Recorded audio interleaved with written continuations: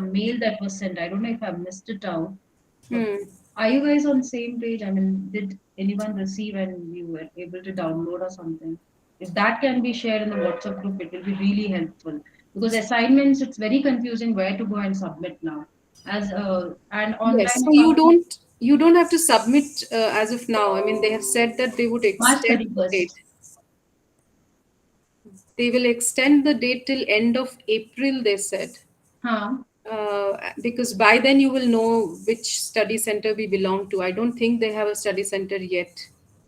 Yeah, because I remember there was a mail shared with the new study center, and then the mail is nowhere. I mean, I was not able to find that. Hmm. When I called the people, I don't know. I mean, they said you No, keep it there's ready been by no 31st. information about the new centers. As Exactly. of now, Bangalore does not have any study centers. We only have one regional center, which Yeah. is why everything is happening online. And Hmm. as of now, we don't have to submit the assignments anywhere. We just have to keep it with us till the end of April. Yes. Okay. Yeah, thanks.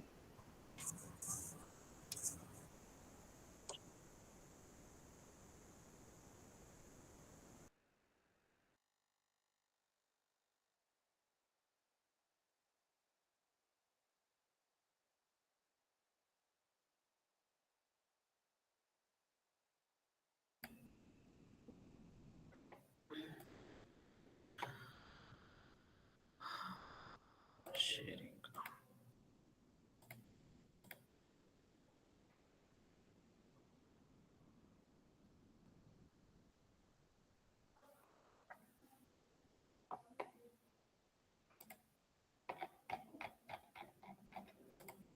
Yeah, synopsis is visible. Yeah, you have shared this last time, so we have an idea about this Okay. particular case. Let me, okay. Let me create one more research proposal like this.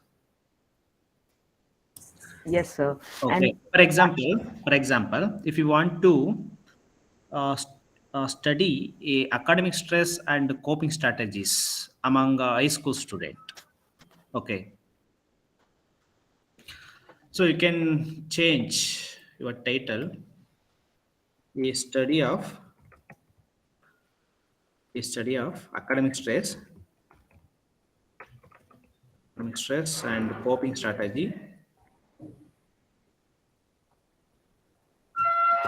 coping strategies among high school student.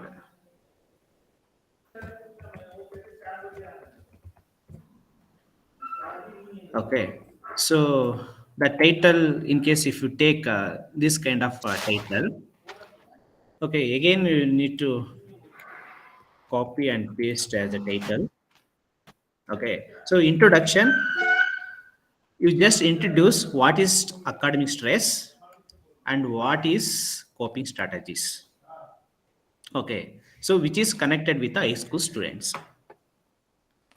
Okay, so in coping strategies, there are three different categories comes like a problem focused coping strategies and emotion focused coping strategies and seeking social help. Okay, so for example, academic stress. If you search in a Google, you can get Akhtar and some other research tools also can mention that. Okay, let me go one by one. So in the introduction part, we just introduce what is academic stress and what is coping strategies.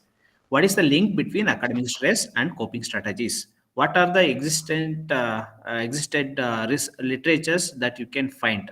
You just mention accordingly. Okay, so academic stress and coping strategies, sometimes you can see a positive correlation and some studies shows that there is a negative correlation between academic stress and coping strategies. It depending on, so what kind of coping strategies that you're supposed to use, like problem focused or emotion focused or seeking social help. Okay, in case if you take all together, emotion focused, problem focused, and social seeking. Okay, you can get again, in terms of relationship in between academic stress and coping strategies, you can get mixed kind of relationship between academic stress and problem focused, and academic stress and emotion focused, and academic stress and seeking social help. Okay, so we'll go one by one again. So in objectives, so you come to the objective part. So now your objective study objectives will be academic stress and coping strategies. First, this is what is that? Descriptive in nature, quantitative analysis, research activities, and descriptive in nature.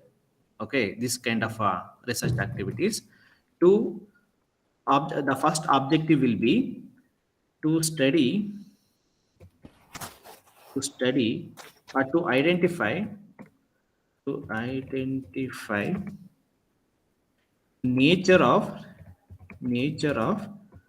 academic stress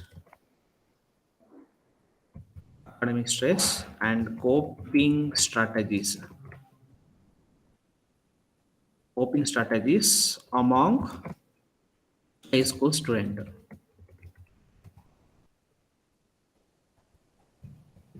So this will be the first objective. Then you can see correlation between academic stress and coping strategies. Because if you look at the literature, then you can see positive and negative and mixed type of correlation between academic stress and coping strategies. So based on that literature, we can put directive hypothesis here as there will be in objective to identify significant relationship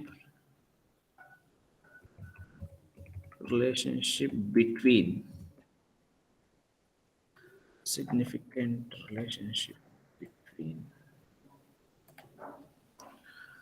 academic stress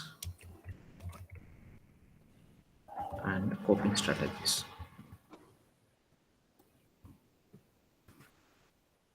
Okay, and you can put directly to identify a positive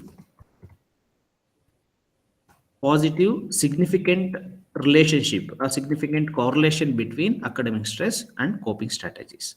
Or you can, in case if you find any negative relationship between academic stress and coping strategies, you can directly put to identify a negative relationship between academic stress and coping strategies. Okay, so and then third objective will be, Can we say the gender differences in yeah, academic? to identify significant gender difference between to identify significant gender difference between significant gender difference in academic stress and coping strategies.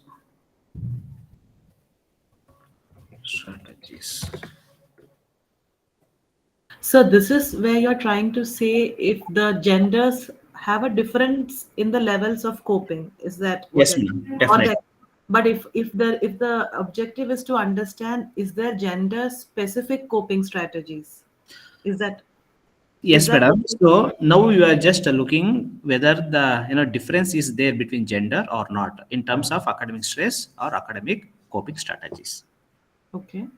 Okay. Okay, so Meaning, if boys and girls look at it differently yes, or have different coping Experience strategies. stress differently.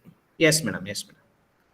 We can see a significant difference in case if you put the data into the SPSS software, it gives some significance levels 0.01 and 0.05 level. By knowing that, we can easily differentiate between male or females.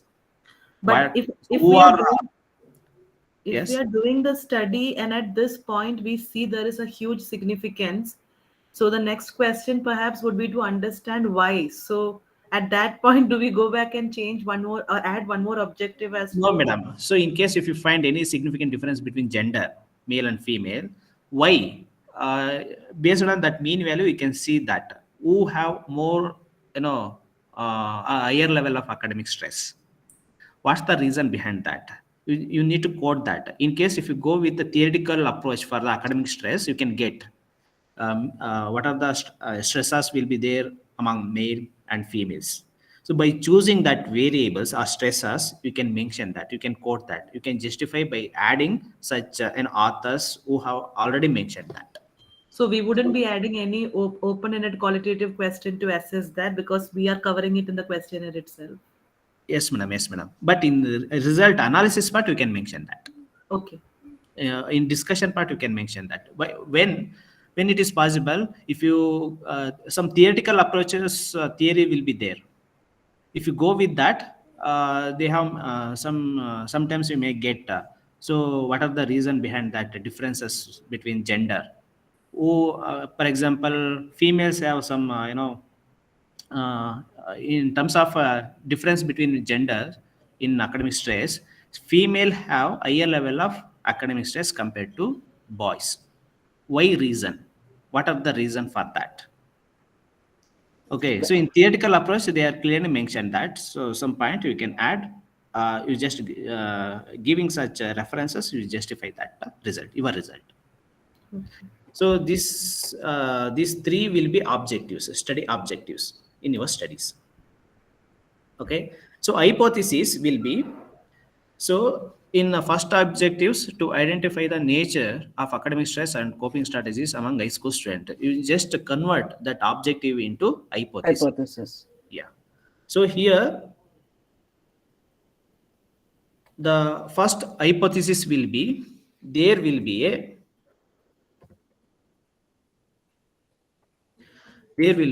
so according to some studies what says that higher level of academic stress. Okay. So if you search such research activities, so based on such activities, you are referring that. So first hypothesis, there will be a higher level of academic stress and coping strategies. You can put you know all two variables in one hypothesis, like as it is in the objectives what you mentioned, coping strategies. So in this, we are going to keep academic stress and coping strategy as the two variables. Yes, madam. So what is it that we'll be controlling as the researcher? So controlling. Meaning what will be the independent variable? So here independent variable is academic stress. So we will vary the stress levels as We in are we just will. assessing. Okay, we are just assessing academic stress. So based on the academic stress, how they are using different coping strategies. So this will be a dependent variable. So Meaning to coping say, strategies is depending on level of stress or what kind of stress they have. So based on that, they are using different kinds of coping strategies, whether it is problem focused, emotion focused, or seeking social help. Yes, madam. okay, so we will list that down right at the beginning. Okay, I'll just watch you Yes, madam. when you list down the variables, how you do it. Yes. So the first hypothesis will be, there will be a higher level of academic stress and coping strategies. And second one, so second objective is to identify the negative relationship between academic stress and coping strategies. So there will be a negative correlation, negative correlation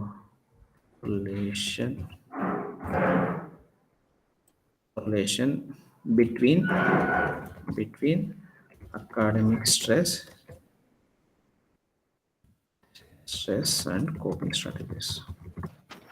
By this, what we mean is, it is if there is more stress, Yeah. What do we mean by negative correlation between Negative gender? correlation means higher the level of academic Yes. stress, so lower level of coping strategies. Okay.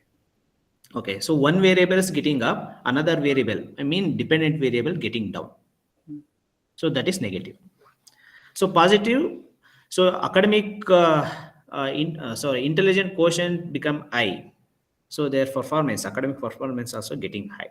So there is a, now we can see positive, direct positive correlation between two variables. And third objective will be, sorry, hypothesis will be to identify significant gender difference in academic stress and coping strategies. The hypothesis will be there will be a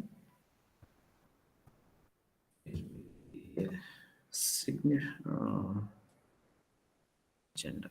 There will be a significant gender difference between, there will be a significant gender difference, sorry, there will be a significant gender difference in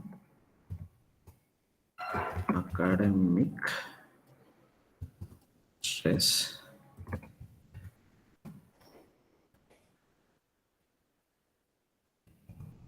and coping. Sir, this hypothesis can be either way around, right? Currently, we are saying that this could be higher level of academic set. We can also hypothesize to be lower level of Yes, sir. academic set. Yes, sir. Yes, sir. You can put. There will be a lower level or moderate level of academic stress. But I think to arrive at the hypothesis, we should have already done some reading and understood what the problem is. Yes, sir. And based on that, Yes. So according to what kind of literature that you reviewed, you can put. And what your assumptions among high school.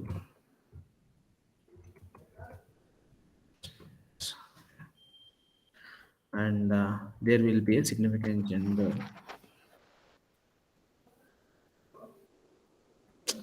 There will be a significant difference between, you can put like this. difference between the genders. Between gender. Yeah. Significant difference between gender. Female.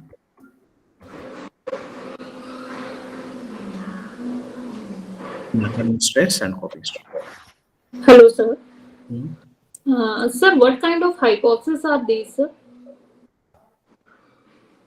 Like, these are not null hypotheses. Directive hypothesis. Directive hypothesis. Like, we are making direct statements about. Yes. That's what is hypothesis, where Yes. you make assertions as a researcher based on your assumptions and literature review. No, I am just asking that what kind. These are not null hypotheses. So, what kind of These are hypothesis? not null hypothesis. These are directive hypothesis. Directive hypothesis. Okay, sir. And universe of the study. So where you supposed to collect the sample? That means where our population is. Yeah. Right? Study population. Sample is, Study population. right. Like So this Bangalore can, South, Bangalore North, or Mangalore, or Shivamogga, like that you can mention that. okay. Okay, but you can't take sample from the across the city, right? So or from all over the Karnataka or all over the India. So we restrict it to particular geographical area. So Okay. that will be universe of the study or study population. Sample. So 60 Students. or 120 students from particular geographical area, 60 from 60 male and 60 female, because we are comparing we are seeing differences between gender in terms of academic stress and coping strategies. Okay. So and Then then so that's this all? will be sample. Do we have to mention the different schools or anything there, or? Yes, madam. Yes, madam. We can mention, like so in the research proposal, we just mention in that particular area. Okay. So in the research report, once you collect the data or drawing from the different schools, by the moment you can mention so which institution that you have approached and draw from the particular respective schools. Okay. And tools for the data collections. So here you need to mention that particular tools. So for example, marital adjustment questionnaire. So here academic uh, assessment. What is that? We have to measure the stress level, no? Yes, madam. So stress measurements, academic, some tools will be there. What is that?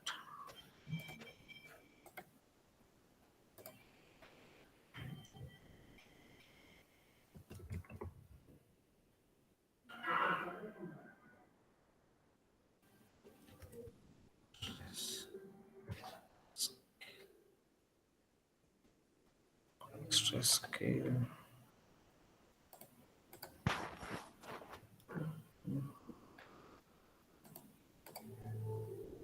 So academic stress scale.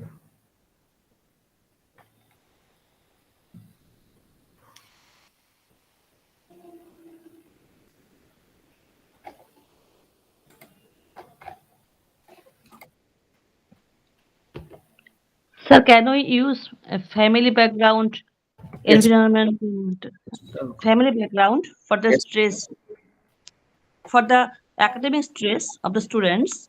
Uh, Can we use the family background or yes, madam. Yes. environmental? Yes, madam. As a demographical variable, you can take Okay, okay, okay. stress, personal review.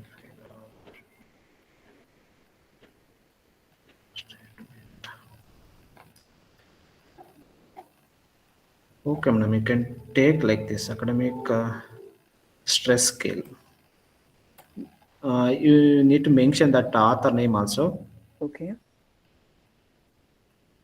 So this is a tool, is it? That Yeah, he is. this is the name of the tool, academic stress scale. Okay. The author, in case if you go detailed way, you can get easily, madam. The author. No problem, sir.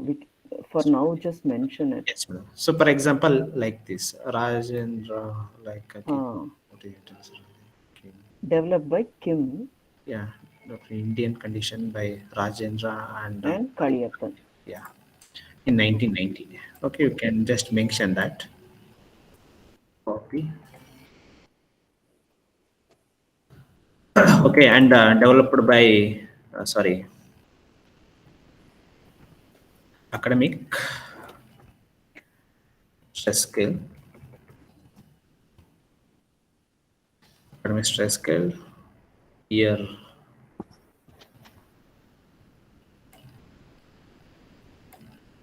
This and developed by Kaliyappan.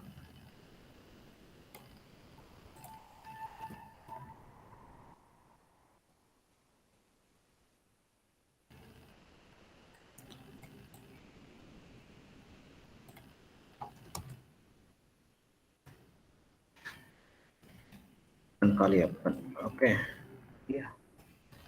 The questionnaire has how many questions? Like 40, 40 Okay. questions. And so whether it is yes or no questions or a Likert scale. So what exactly that questions nature is, you just mention that yes or no questions or like that you need to mention. And reliability, validity, and scoring pattern also you need to mention. But so here they have not mentioned the scoring pattern. So that is why better to go with manual, madam.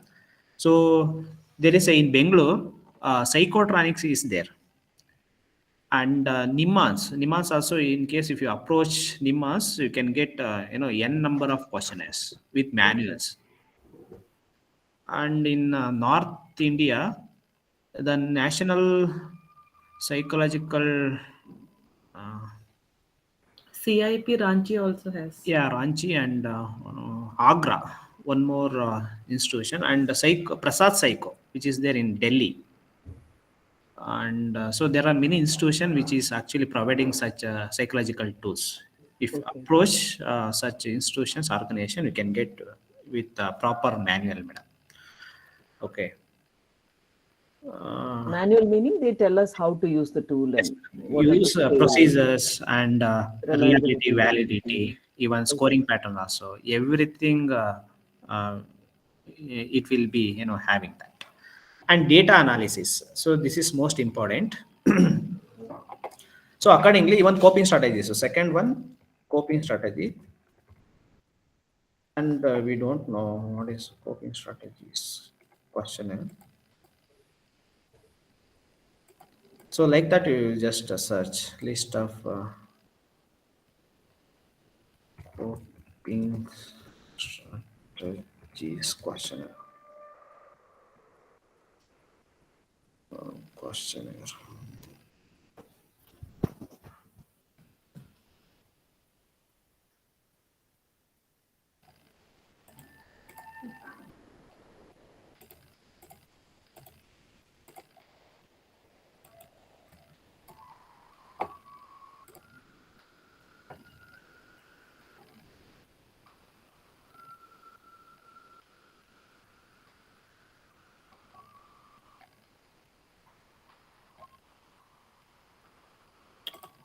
Okay, like that only. You just go ahead.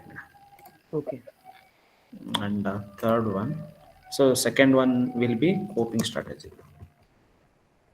So this would be a tool where we ask the subjects only to fill their answers. Yes, madam. Yes, madam. Again, coping strategies, name of the question, and developed by whom, published in which year, a number of questions, and again, we found Reliability, mistake. validity. And data analysis. Come to this. So descriptive statistics. So actually, the first objective or hypothesis is to identify the nature of academic stress and coping strategies. So, which means we need to understand first what level of academic stress they have, or what what are the coping strategies they are using. Sir, So, based on that sir, mean value. sir, could you please scroll it up, sir? I have missed the top, but I want to just take one pic. Which one? The same one, the statement of the problem up there. Before objective, sir. Before objective. No, that is the previous one, Babita. He is just editing the previous one as we are developed. That one he is not edited. Okay, fine. Okay, thank you, sir. Thank you, Chitra. Okay. It's an existing document. Okay.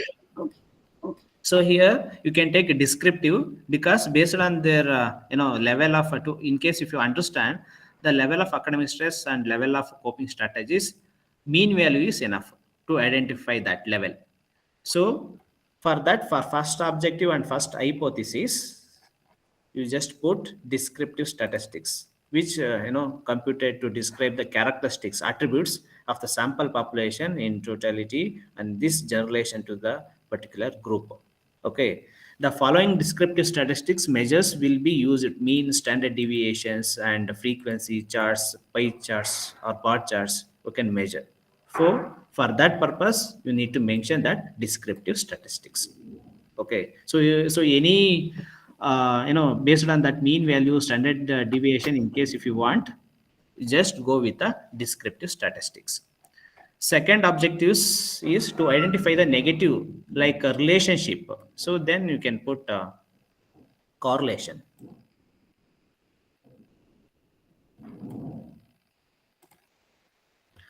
Correlation method will be used to identify the significant relationship between academic stress and coping mechanism. Strategy.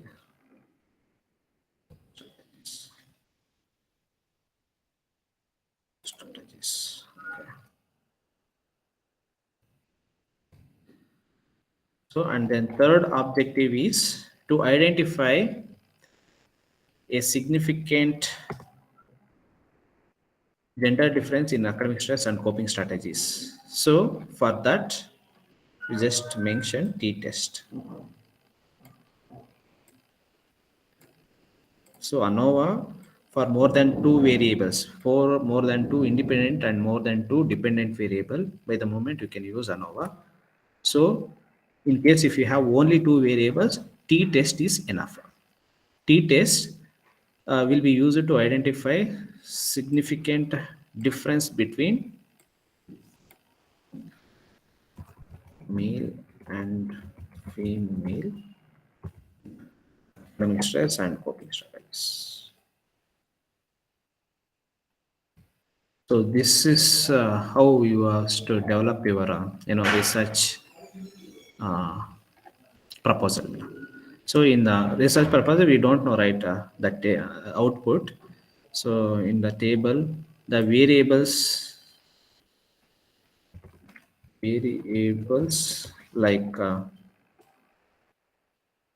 academic stress,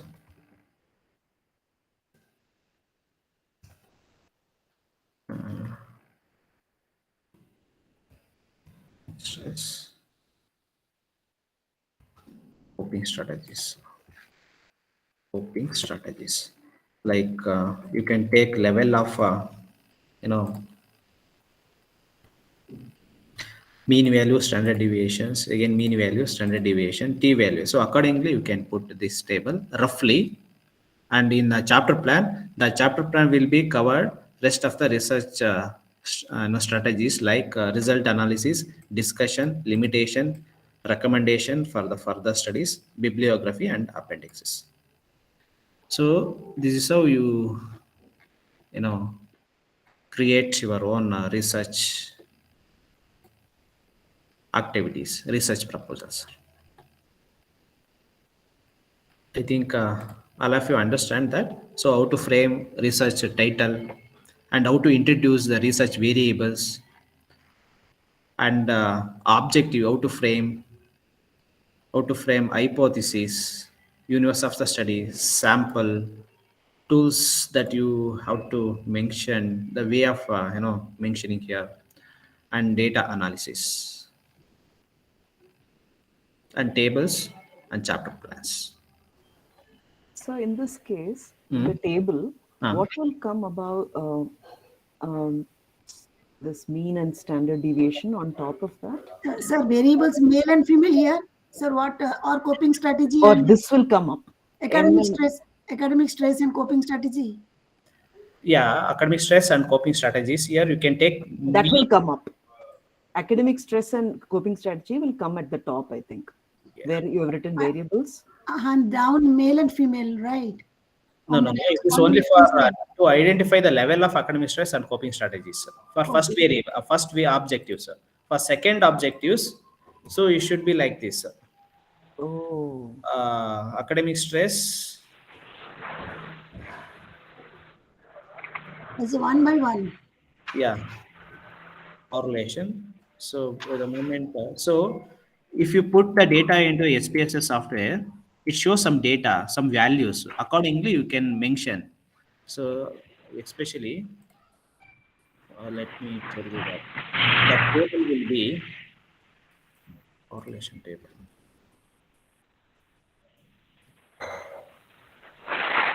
Table ne correlation coefficient.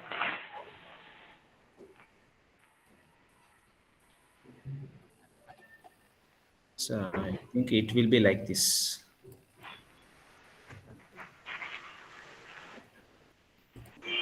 Okay. For example, I'm telling.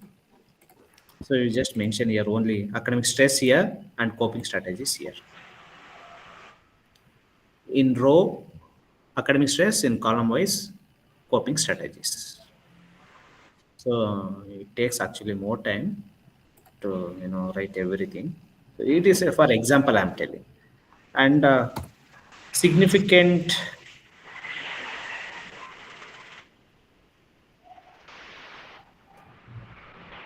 Sir, actually, what example today we have taken with with that only. If you give us one sample copy, say the format, at least it will be very clear to us while when we are writing. We can just follow it while. Yes, madam. Yes, madam. How can I share? You can share. Email. Sir, I email, have sir. sent my email in the chat, Sir, right? you In the can share same, in our along with the mail, other sir. reference you can share. Sir, you may share in our mail. Okay. I have sent my email on chat, sir. DAVIJAIVIK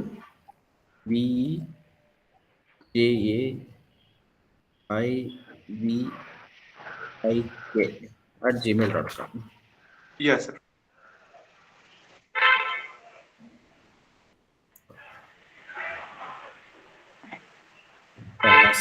Ma'am, you can, sir, you can send to Chitra ma'am also. Madam, you just collect this proposal from Sir, can just one more name you can add, sir, Chitra ma'am here, chitra.ir, that one. CHITRA T CHITRA dot dot AIYER AIYER at gmail.com.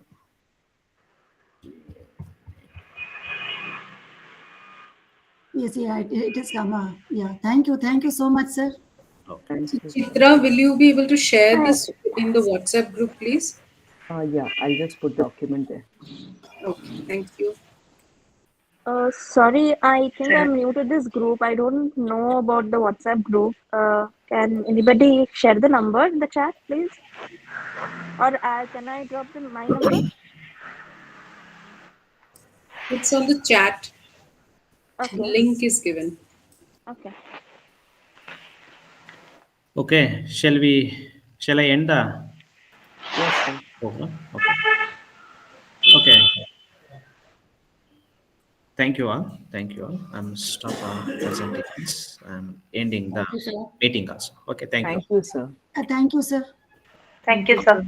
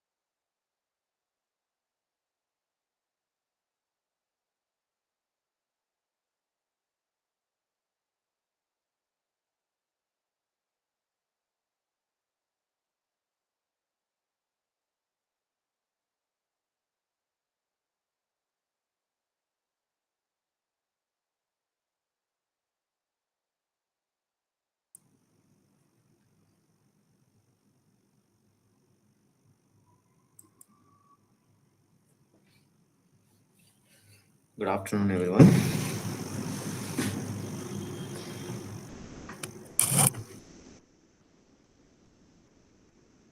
Am I audible?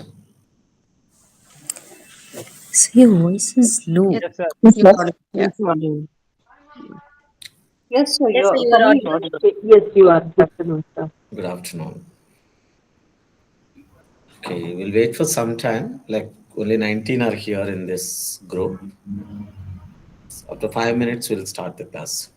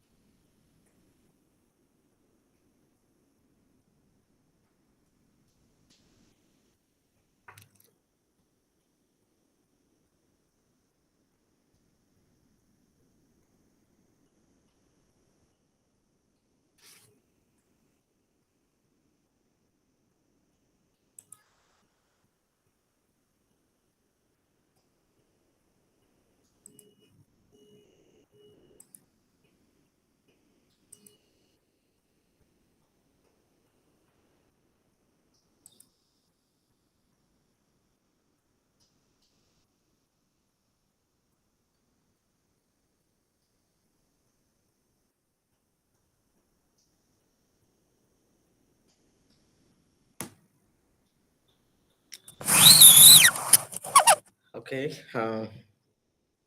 50 plus are here now. I hope I can start my lecture.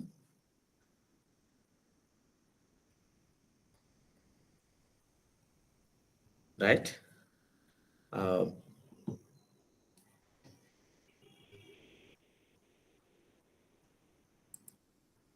Yes, sir. yes, thank you for confirmation. Let me share the PowerPoint.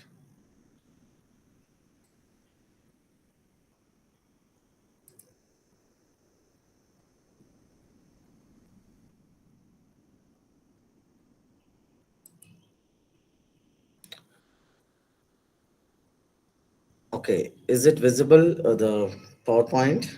Yes, sir. Yes, yes, Yeah, yes. fine. Okay, just remind me, I think today there is no one from the office side. So to admit them, I think I need to admit everyone if they're joining a little late. But it's a little, confusing, both jobs to do. And also, please remind me, I asked to take few screenshot while lecture is happening. Probably whenever we have question, if possible, I will take few screenshots for what I'm teaching today. Sure, sir. Yeah, thank you. Today and tomorrow, I thought of dealing with block 3 and the next week, block 4. So block 3, again, there are 4 units. These are the agenda for today and tomorrow's class. Today, mostly I'll be discussing attitude and stereotypes and the formation of attitudes and the attitude change. And tomorrow we'll see 11 to 1. We'll continue with the prejudice and discrimination unit and the social conflict and its resolution. So today let us start with an attitude. What is attitude and all? So any volunteers can start with, would you guess what is attitude? 1 or 2? A way of behavior? A way of behavior. Sir, I feel a perspective for looking at things. Okay, a perspective. Anything else? I'll say A preferred. manner in which Go ahead. One person can go ahead. Yes. Ankush, go ahead. yeah. So I was saying a manner in which a person behaves or like talks, thinks, feels, the mannerism of a particular person. Okay. So thank you all for your responses for what is attitudes and stereotypes. So let me explain what is attitude and continue our discussion. So attitude is a relatively enduring and general evaluation of an object or a person or a group or an issue or any concept on a dimension ranging from negative to positive. So it has two components, right? One is a general evaluation about a particular concept or a particular person. It's a relatively permanent. That is what enduring means. It's a relatively stable. So attitudes provide a summary of evaluations of any target objects and are often assumed to be derived from a specific beliefs or specific emotions and the past behaviors associated with those objects. So for example, all of you might be working in some place or have worked some places. We know that sometimes, we have certain attitudes, certain general evaluation of a particular boss or a colleague without interacting with them. That either could be positive or very negative, right? This is what basically as an attitude definition is.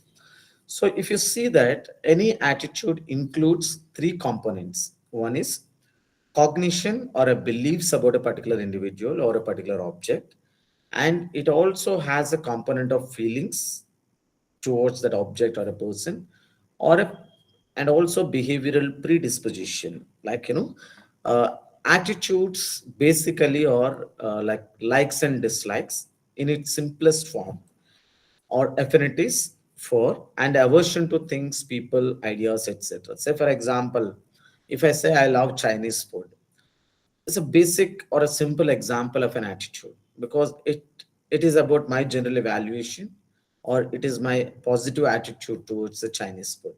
So this is what basically an attitude, meaning.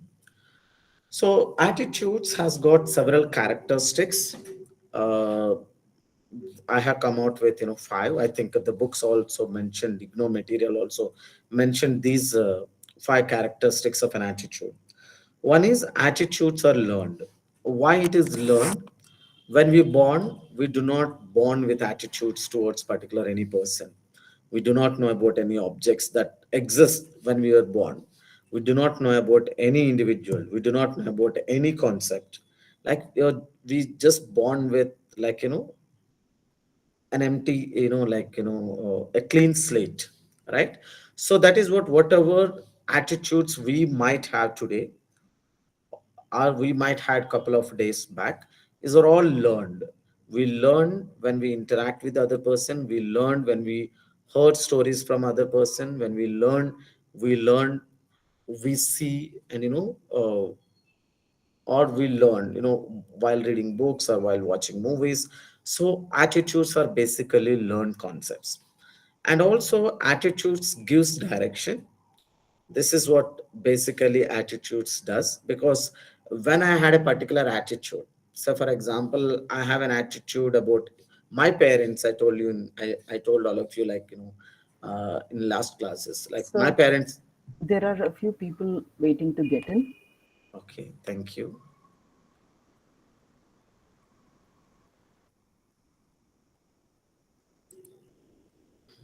Yes, I have admitted all of them.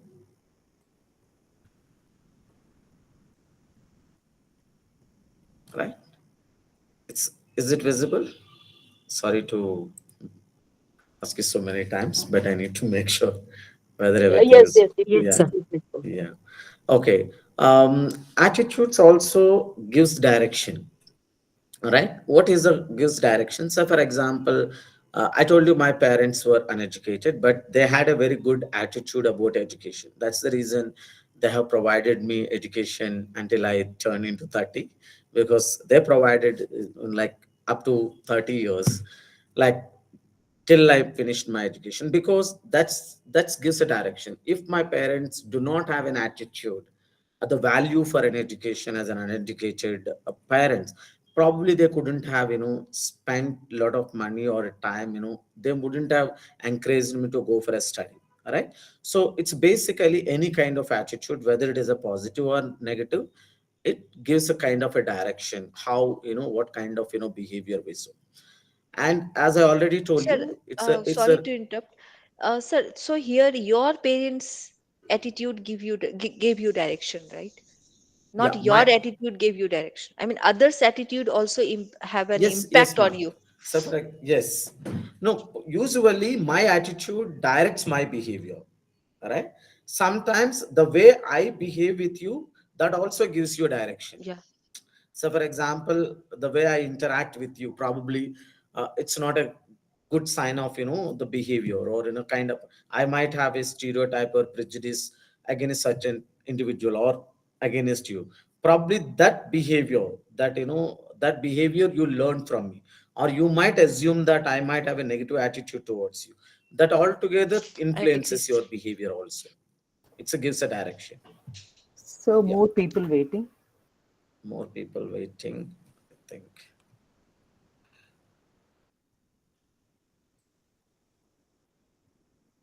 I think all of these people are joining with not official email IDs, probably, because some people were able to join easily without asking me. Am I right? Mm, Do you all have yes, sir. the IGNO I just IDs? through the link. Yes, sir. Yeah. So probably the people who do not have a link, or not have this IGNO ID. Should I give this to someone else? Probably who's active? Like, should I give it to someone who is willing to accept people, or allow them to join? Any volunteer? You can Yes, give, sir, sir. sure, you could. Yeah. I'll give the co-host, right? Yes, Yeah, yes, yeah, you can give. yeah. You can give. So whom I should give? Ankush, can I give it to you? Yeah, you can give it to me. Yeah. Yeah, okay. Because otherwise, it is disturbing me so much. Where is Ankush? It went. It went up, sir. It went- Yeah, right. I have added you as a co-host. Please, admit people whenever they join. Sure. Thank you. So can we not have questions while you are explaining the topic? You can just reserve 5 minutes after every topic for questions. It's really Sure. interrupting the flow. Yeah, sure, ma'am. Right. Once I finish the concepts, then probably I'll allow all of you to ask questions. Let me finish. Right. Um, Yeah. Third characteristics is, as I already told you, it's a relatively stable because attitudes cannot be changed over a night, right? Because attitudes, we form attitudes, we'll be discussing how attitudes are formed. It is actually because it's relatively stable or relatively enduring. It takes a lot of time for us to actually change attitudes towards a particular incident or a particular person. And the fourth characteristics is also says that attitude is always related to some issue or some object or some person. Because if there is nothing outside, we do not have any attitude. So for example, if there is an individual, probably we might have an attitude about that particular individual. If there is some incident, we might have opinion or an attitude about that. So without attitudes cannot exist in vacuum. That is what the this characteristics says that. And also attitude has some motivational properties because everything, all of our behavior is motivated in certain way. So if we are having a positive attitude towards someone, probably we might have certain motivation, either positive motivation or kind of recognition or a group affiliation. Because when we are dealing, when we are in a particular group, if you don't have wanted to be a member of a particular group, we may not have a positive attitude towards that group. So all these are the few characteristics of attitude. So there are consistency theories that talks about the attitude. So for example, social psychologists mostly devoted their attention to the subject of how attitudes change, right? So one of the ways that they have explained these theories is using the consistency theories. I think I have explained two or three theories earlier classes, which is uh, Leon Festinger's cognitive dissonance theory. Today also we'll be discussing two or three theories about how attitudes change. And what are these consistency theories are? Consistency theories hold that people prefer consistency and will change or resist to changing Most attitude. sincere student in my class. This uncle. Only his video is on. And MDS, yeah. Yeah, you the lecturer. Excuse me, can you? Gargi, could you please mute? Thank you. Right. So what these consistency theories hold basically is, it says that people, all of us, or it assumes that people prefer a kind of consistency or a relatively enduring characteristics. Not that today half an hour I'm so positive and next minute I'm so negative, right? So usually what happens, the people prefer a kind of consistency and will change or resist to changing attitudes based on this particular preferences, whether I prefer consistency or inconsistency. In general, we all prefer a kind of consistency behaviors, right? If a person, say for example, if a person hates cigarette smoking but falls in love with a cigarette smoker, there would be an inconsistency, right? It's because you don't like cigarette smoking, but you fall in love with someone who smokes cigarettes. So when there is an inconsistency between your aptitude, like your cognition, and the behavior that are shown by the other person whom you like, there is an inconsistency. So if this person is aware of this inconsistency, because you fall in love and also you don't like smoking, you can't bear the smell, then the person will try to resolve it. How do you resolve it? Probably you either tell the other person whom you're, if you value the person so much, probably you might tell the person, like, quit smoking, so there won't be any issue, because I don't like the kind of. Or otherwise, if the person is resist to change his smoking behaviors, either you could change your attitude about that particular person, being, continuing in that relationship, right? So basically, any kind of inconsistencies are viewed as a kind of, irritants, and are often resolved by changing the attitudes. That is why attitude change is so much so important. So all these, I think last time when we spoke about the cognitive dissonance theory, that's also kind of, consistency theory, because it talks about when there is an inconsistency, how the, attitudes must change. So here, related to that particular theory, we have, let us discuss with the Fritz-Heider's balance theory. So basically, this balance theory is concerned with the way three elements are related. In this particular theory, there are three elements. One is a person whom we are talking about. So, for example, if you are talking about, you are referring to about me. So probably I would be the P, like person, or some other person. We call it as a verb, and a thing or an idea or some other person, which is X.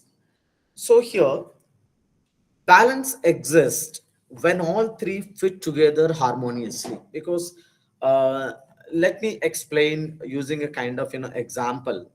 So for example, in this particular example, probably a person P, I'm talking about Patrick, a particular individual, the person whose processes we are considering, or some other person, the probably say a female, probably Olivia, the related person to this particular individual, and the third one probably a thing or an idea or some other person.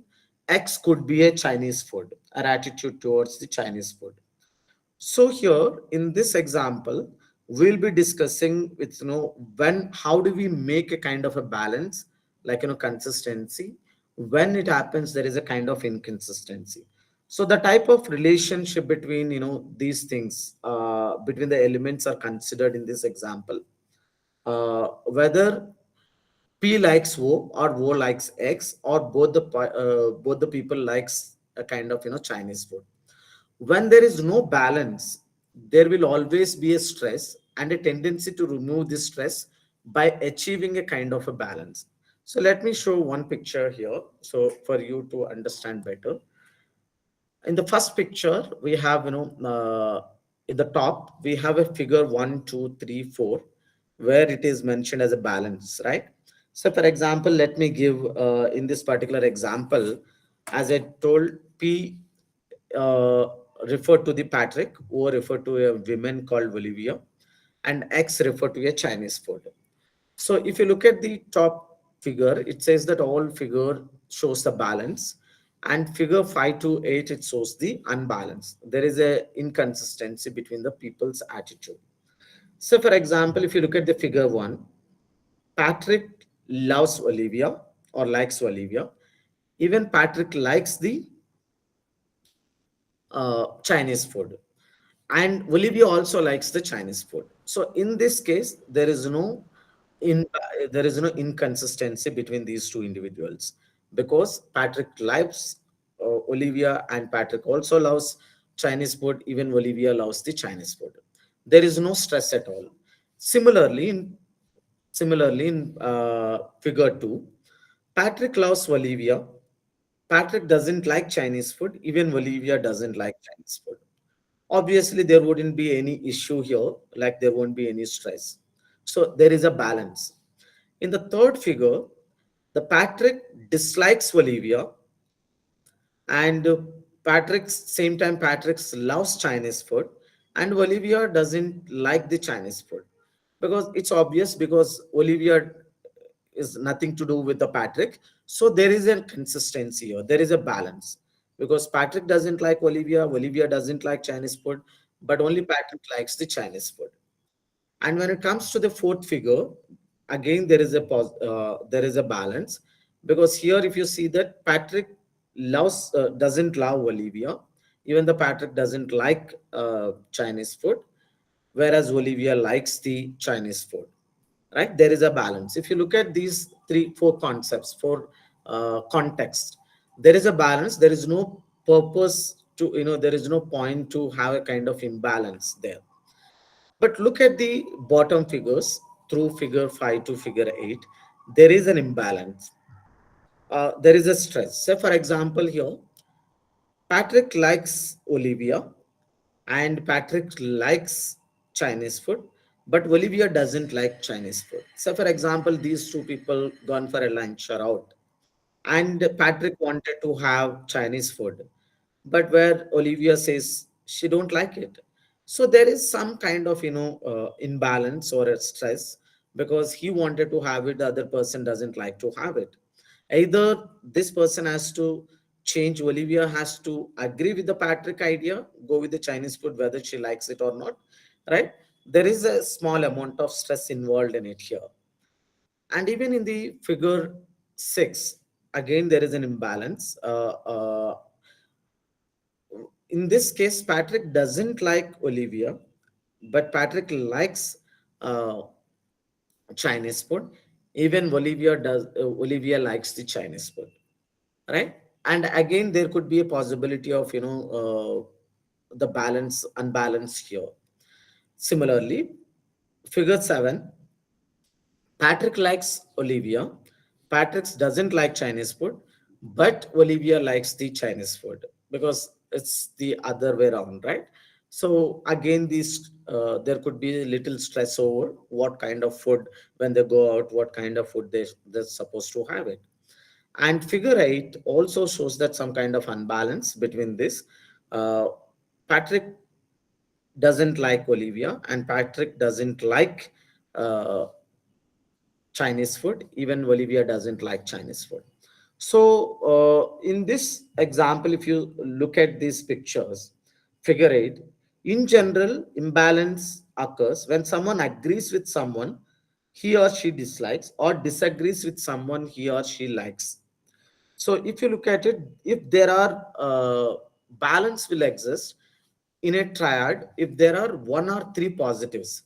If you look at the picture, the previous pictures, there were positives, there were balance existed whenever there is one positive or three positives, all three positives. But if there are zero positive, zero or two positive signs, the triad is unbalanced. This is what basically the consistency theory says that. So in this, through this Fritz Heider's theory, he talks about it. If you want to have a kind of consistency, probably people should change their behaviors when it comes to the whether Patrick likes Chinese food, but where Olivia doesn't like the Chinese food. Either Olivia has to, accommodate that, Patrick idea of, because Patrick likes, okay, let me also have this food, or Patrick should think about, okay, Olivia doesn't like, please, let me avoid the kind of, food we wanted to have. So there is always a chance whenever there is a stress involved in it, some kind of, disagreement involves in it, the probably people have to change an attitude. But remember, sometimes when it comes to food or anything, our attitudes are relatively permanent or relatively stable. So things will take certain time, certain amount of time for us to change it, right? It depends on how much we value the other person. So when it comes to the quitting smoking, because of my beloved person asked me to quit it, if I value the relationship, probably I quit smoking, because the person is more important for me, not the smoking.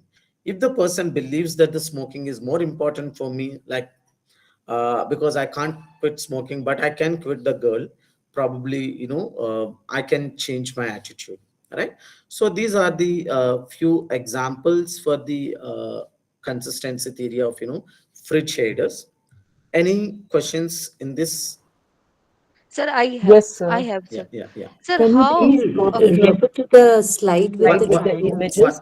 One person, Okay, sir, yeah. I'll ask the question. How relevant this balance theory is? I mean, why do we study it? We study it to study the stress level. Not the stress level. I have used the stress word. But so, for example, remember I was talking about the cognitive dissonance theory, right? What is this theory? Both are consistency theories. What consistency theories says that we always love having a consistency. What is consistency means? Say for example, we all agree. Say for example, there is X and Y individual. Both X and Y individuals agree what they do. So for example, one person agrees with something, other person doesn't agree. There is a conflict, right? Either you have to accommodate the other person or you need to change the person. So basically what we are talking about it in this fridge balance theory is we are looking for we assume that the people prefer a kind of consistency. When there is inconsistency between the attitudes of a particular thing, there is always some kind of a conflict between these two individuals. So in order to have a balancing, so either we have to change our attitude, right, about the particular person or a particular thing. That is why we are discussing this particular theory. So can you just go to the slide with the images, please? Yes, ma'am. Figure 8. Yeah, ma'am. Isn't there balance? Ma'am, remember, according to Fritz Heiders, what he says that if there are zero or two positive signs, the triad is unbalanced. So, for example, if you look at the a particular thing here, There zero is no positive, positive. Yes, I zero saw that. positives, zero But positive nobody is in conflict, no, sir. Meaning, if they're, where is the conflict? between the individuals. Yeah, They if can, there is no conflict, then there is no relationship also. There is no All relationship three are also, ma'am. separate thing. All three are separate. which is okay, no? Yeah. Yeah. No, if say for example, the Fritz Heider's is basic idea is if there is no relationship, all three things are separate Separate. entities here, separate entities here. But if you look at it, how these things are related. Probably he says that figure 8, is about imbalances when these people doesn't like, because why he added this in relation to these other figures. He wanted to give all positives. Look at the figure 1, ma'am. There Yeah. is all positives. So with regard to this in figure 8, all negatives here, Got it. right? Excuse me, sir. Even the figure 3 also should be unbalanced, no, then, actually. Figure, which one? Figure 3. No, why figure 3? He says it's having a balance is, if you look at the person, Patrick doesn't like Olivia, even Olivia doesn't like Chinese food, right? But where Patrick likes, there is no relationship between these two individuals, because whether they are not in relationship, the kind of whether Olivia likes or not liking the Chinese food doesn't matter. There won't be any conflict. That is why he says there is a balance exists. Okay. So, Right? but in figure number 6, if you see figure 3 and figure 6, there is no relation between Patrick and Olivia. Okay, figure 3 and figure 6, and so then it's quite similar, don't you think so? So, See, ma'am, here the Patrick doesn't like Olivia, but Patrick likes the Chinese food, right? okay. But Olivia also likes the Chinese food, right? Probably, so for example, let me give this example. Probably when I don't like someone, but they also like things what I tend to do the things. Probably you don't. There would be when these two friends or siblings probably I might don't like someone, but they're also doing what I like, others also liking what I likes. So according to the Fritz Heider, like there is an unbalance when it comes to the figure 6. See, when it comes to this relevance, I think somebody asked me what is the relevance, the right word. This is the first kind of balanced consistency theory. This is the first theory under this attitude change in this particular continuum. So actually, many people believe that the fridge hideous balance theory has got several limitations, as you all are aware of it. That's the reason we have some other theories about, whether many people doesn't agree with the kind of, fridge hiders theory. Maybe it was. Yeah, Sir, as per I my think that makes understanding, there sense. shouldn't be any conflict in balance theory, right? Yeah. According to balance theory. Yes, yes. Suppose P doesn't in figure 3, if P doesn't like sorry, Patrick doesn't like Olivia, and Olivia doesn't like Chinese food, but again Patrick likes Chinese food, right? There won't be any conflict, right? Olivia Yeah. doesn't like Chinese food, and Olivia doesn't like Patrick, and Patrick doesn't like Olivia. It doesn't matter to Patrick or what Olivia likes. Because, ma'am, you need to remember the P, the definition we had given. Actually, we are looking at the from the perspective of the P, Patrick. Okay, Because if you see the definition, the person whom we are talking about it, we are okay, all this picture, we are talking from the perspective of P, okay, I correct. think we right? should see it as other So is person that O anyway related to P? rather than Olivia. I think Sorry. So rather is than Olivia Olivia. related to P? They just go ahead. Yeah, I just said that rather than saying Olivia, we should consider the other person. Then it will make more sense. I think Yes, so. yes. No, that is what, I just given, a kind of, Yeah, no, this example, slide makes it more like clear. some other person or, Yeah, some other, it's other point of some view. others point of view, Yeah, right? Yeah, yeah. that Olivia is is So, but sitting exactly the against definition. O other means into some relationship or anonymous. Could anonymous. could I be guess anonymous, ma'am. yeah, some other is anonymous. Maybe. Some other. So if there is a I think both will situation, happen. so if there is a situation like there are two people, they don't like each other, but they tend to have the same habits, same likings and preferences. So will that establish a relation between each other? Ma'am, so By for the example, I don't, so for example, in a hypothetical, I don't know you, you don't know me, right? So in that case, I don't know what you like and what I like. In that case, we are not dealing with it. So what is fridge haters theory basically talks about it. When he looks from the perspective of fridge haters, probably he knows or may not know that, is as I told you, it has got several other limitations, because not everyone tend to accept this, kind of, imbalance theory or inconsistency theory. The probably that is the reason why nobody bothered about, actually taken seriously about the Frigida's balance theory. Yeah, I think if you understand that, I think everything falls in place. Yes, yes. So just one point to add. Yeah, And yeah. there is the third point that's mentioned when there is no balance. Now, if it is some other person, anonymous, as you said, Yeah. why there needs to be a balance? Like when there is no balance, there will be stress. There will be no stress if it's a other person. No, I don't care if other person likes or not, doesn't like me or my food. Okay. In that case, you are talking about figure eight, right? No, anyone, sir. Like we are No, not the figure eight, there is no, there is no relevance for us, the third right? point. When there is no balance, there Yeah. will be stress. And a tendency to remove this stress by achieving balance. But when it's a other person, why would I care about balancing? Like, So yeah, probably when you consider someone who you like, probably this issue comes when you consider that as a separate person or some other person, your point is right. okay, okay, Right. okay. So for example, if I'm talking about my someone whom I like, there is a conflict. But if I consider someone, as you said, whether you like it or not, it's not my case. Why should I, why should I have some kind There of will be interest, imbalance? sir. Then that is the case, that ends the matter there. So but fridge hiders theory, has, these are all theories that have started. As I do agree, this theory has got several other limitations. That's the reason it is not much prominent in nowadays in the academia, Okay, sir. right? And second one will be dealing with the Koch functional theory. So basically, this theory proposes that there are four main functions of attitude. One is a knowledge function. The second one is ego defensive function, and the third one is a value expressive function, and Fourth has got utilitarian function, right?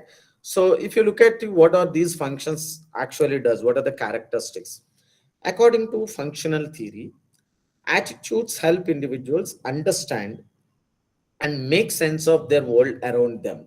So it has got some kind of knowledge function, because if whether I had some kind of a positive attitude or a negative attitude, that actually makes sense my world or the world around me. And the second function, ego defensive function, it basically, this function protect my self-esteem and justify my behavior. So for example, why I'm doing a cut, probably you don't like the way I speak or the way I behave, but I would justify my behavior because I wanted to protect my self-esteem. So this functional theory is basically about the ego defensive function. The third function the attitudes has got is the value expressive function. Basically, it involves using attitudes to express the core values and the belief systems one had possessed it. So basically, this value expressive function allows individuals to communicate their identities and affiliations with the social groups. So, for example, when we are dealing with, or talking with someone, some people always talks about their belief system, their values, my value, my community values this, my I believe this, my family believes this, all those things, right? We always wanted to communicate my identity, whatever the value expressive function or attitude I might have it. The final function, according to the Koch theory, it has got utilitarian function. It basically serves a kind of a practical and instrumental purpose, such as it is basically guides a kind of a decision making and a behavior. So, for example, I give an example. Like, so for example, if somebody value education system or somebody values the education, since you value the education, probably you might wanted to go for a higher education, or you, if you have a children, probably you make them to study very well because you wanted to provide education, because you value that. It's a kind of dictates a kind of provide a kind of a decision making behavior. If I don't like it, so for example, if I like sports, what I'll do, I'm ready to play at any time, at a given, whenever there is an opportunity for me to play, because I value sports are important in a day-to-day life. So it basically, provides a kind of a decision making, and it gives a kind of a direction to the behavior. This is what this theory is basically talking about it, the functions of attitudes. The third theory in this line is Kelman's three processes theory. So Kelman's three process theory aims to explain how people's attitude and behaviors are influenced by its social factors. According to Kelman, there are three processes that individuals go through when forming or changing their attitudes and their behavior. So this theory is basically talking about two contexts. One is, when do we form behaviors, or when do we change? When do we form our attitudes, or when we change our attitudes? One is compliance. I think we learned about the little bit about the compliance in the earlier classes, and also the identification and the internalization. So let us see what is compliance is when it comes to the Kelman's three processes theory. Basically, compliance refers to the process by which individuals change their behavior to avoid any kind of punishment or gain rewards. So for example, why do I comply a particular behavior when the group, whether group asks me or not? Because I don't want to be punished by the group, or I wanted to gain certain rewards because everybody is involved. So in it is the lowest level of attitude change, because it basically involves no change in any individual's underlying attitudes or a belief systems, because we used to comply with what others do it, right? uh, so we don't go against the particular group because we don't want to get punished, or we want more rewards for it. The second, I think, intermediary, the process is identification, in which individuals change their attitudes and behavior to be more consistent with those of a particular group or a role model. If I had a role model, if I wanted to be consistent with my group or my friend group, I may not, even if I have something against that particular idea or an aptitude, I would like to change my attitude because I value my group, I value my friends, right? Because I wanted to belong to a particular group. So if anything inconsistent with that particular group, as from my perspective, there could be some kind of inconsistency. So in this, it is a more significant level of attitude change than the compliance, because I might tend to change my behavior because I don't want to be deviated from my group, or I don't want to be sent out of from my group. So probably I might change my behavior, rather than when you compare with the compliance, a significant amount of attitude change might takes place here, right?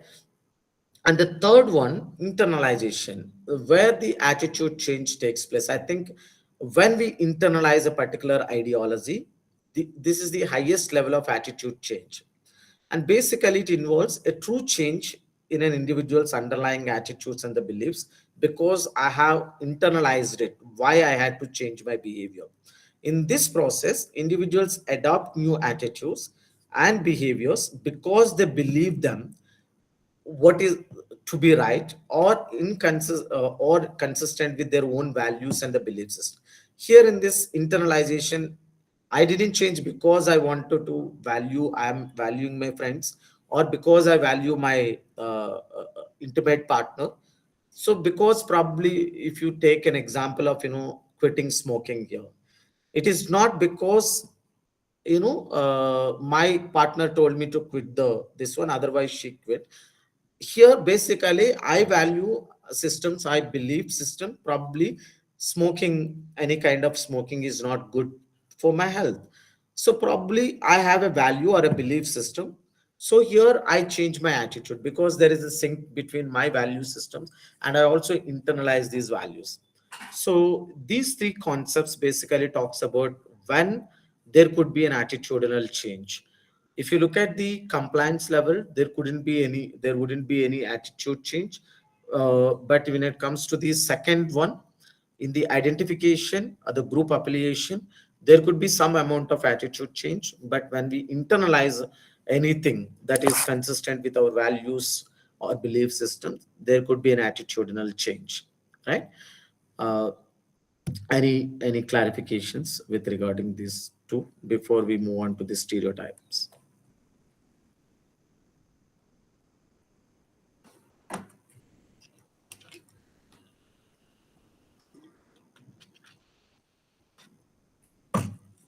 Am I audible? Yes, sir. Okay, thank Yes, you. sir. Yeah. So other concepts, which is a stereotype.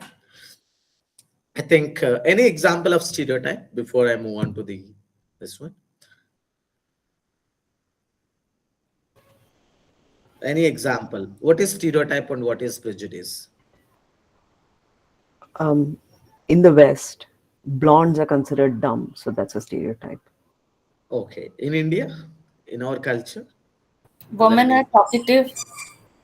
Sorry, ma'am? Women are talkative is a stereotype, sir. Okay, yes. We have a lot of gender stereotyping also, Yes, no? yes. We have so many gender stereotypes, right? Like women are manipulative. Yeah, men are strong, women are weaker, right? These are all gender kind of a stereotypes. Women are bad drivers. Yeah, that is another stereotype. Yes. No, so these are all stereotypes. Can somebody, based on these example, can somebody try to define what is stereotype? Boys don't A cry. prejudice. A prejudice. No. Based on these examples, what is the Um, how do you define stereotype before we move on to the a belief Our about a particular group. sorry, ma'am? A belief about a particular group of a particular type. Okay. It's an Okay. opinion. It's a prejudice. without So any previous Opinion right. form. So a belief about a particular Generalizing group about without someone any based on what group they belong to. I think at a time one facts. person, two people are simultaneously trying to talk. could be creating perceptions about Okay, people or okay. Thank situations. you. The It's prejudice. about attributing Uh, qualities to a person based on the group to which they belong to. Which uh, is prejudice, right, ma'am? Yes, prejudice. Okay. Zero. Okay, let me explain these concepts more clearly. Let us say what is stereotype. Stereotype is basically a set of cognitive generalizations. Like all you said that women are bad drivers, women are talkative, or men are stronger, women are weaker. These are the belief systems I might have or you might have, or is this the expectations, right? Very kind of a generalized expectations about the qualities and characteristics of the members of a particular group or a social category. So here when it comes to the women, why there are so many gender stereotypes? Because we have certain generalized belief systems about a particular gender. Like these stereotypes are often exaggerated, very negative rather than positive, because all these stereotypes just we had given as an example are all negative, right? These are not at all positive. And sometimes it resistant to revision also. So for example, when perceives encounter individuals with qualities that are not congruent with the stereotype. So for example, you might when it comes to the women are bad drivers, right? You might see one woman who is driving very very good, very she's a very good driver, but you don't try to change your attitude because you resist the kind of revising your stereotypes, because you might see other drivers, because you might encounter other women drivers probably who are not good at driving, because that's your perception, probably even uh, that's your belief systems, whether somebody is because you don't want to change this. So basically, what we are trying to say in these stereotypes are basically a generalizations or exaggerated generalizations. This could be very negative rather than the positive, right? It's very, we are very resistant to revise any kind of, perceptions we hold. So based on this definition, what are the characteristics we could say about these stereotypes? One is stereotype characteristics is the first one is overgeneralization, because stereotypes involve making generalization about a group of people based on limited information or experience. Because we tend to come across one or two women who are talkative, we tend to see that every woman is a talkative. Or because we come across one or two women drivers who are not good at driving, then probably we tend to generalize like all women are like this, right? So this is a kind of overgeneralization, which is a primary characteristics of a stereotype. And also the second characteristics is a persistence, because stereotypes tend to persist even in the face of a disconfirming evidence. So for example, you have seen earlier there are 2 3 bad drivers according to your standard. You hold a belief that women are bad drivers, but you see the next day you say very good driver who women who drives very well and who has a full control on the vehicle, but still it persists in your belief system because you don't want to change, because though there is a disconfirming evidence that not all women are bad drivers, but still we would like to have the persistent belief about it. And also the third characteristics, which is a resistance to change.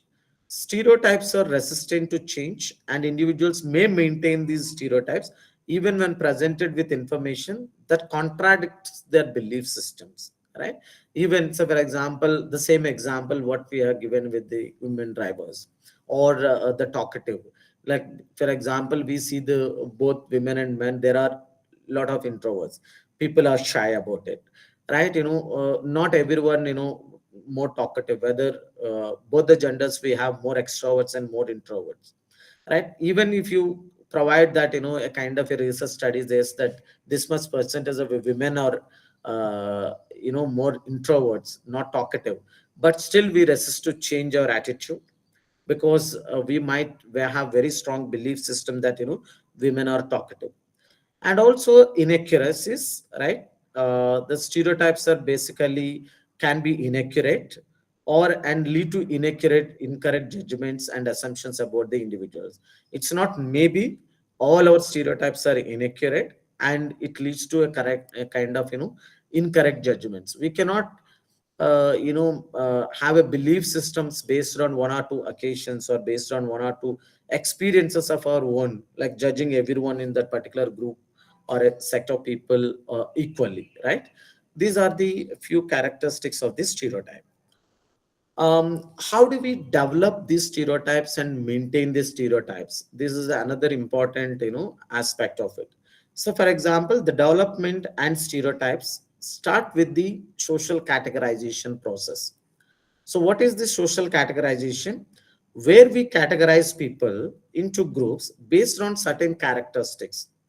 So this categorization is the first step towards creating kind of a stereotypes, as we tend to see people as belonging to a particular group rather than as individuals.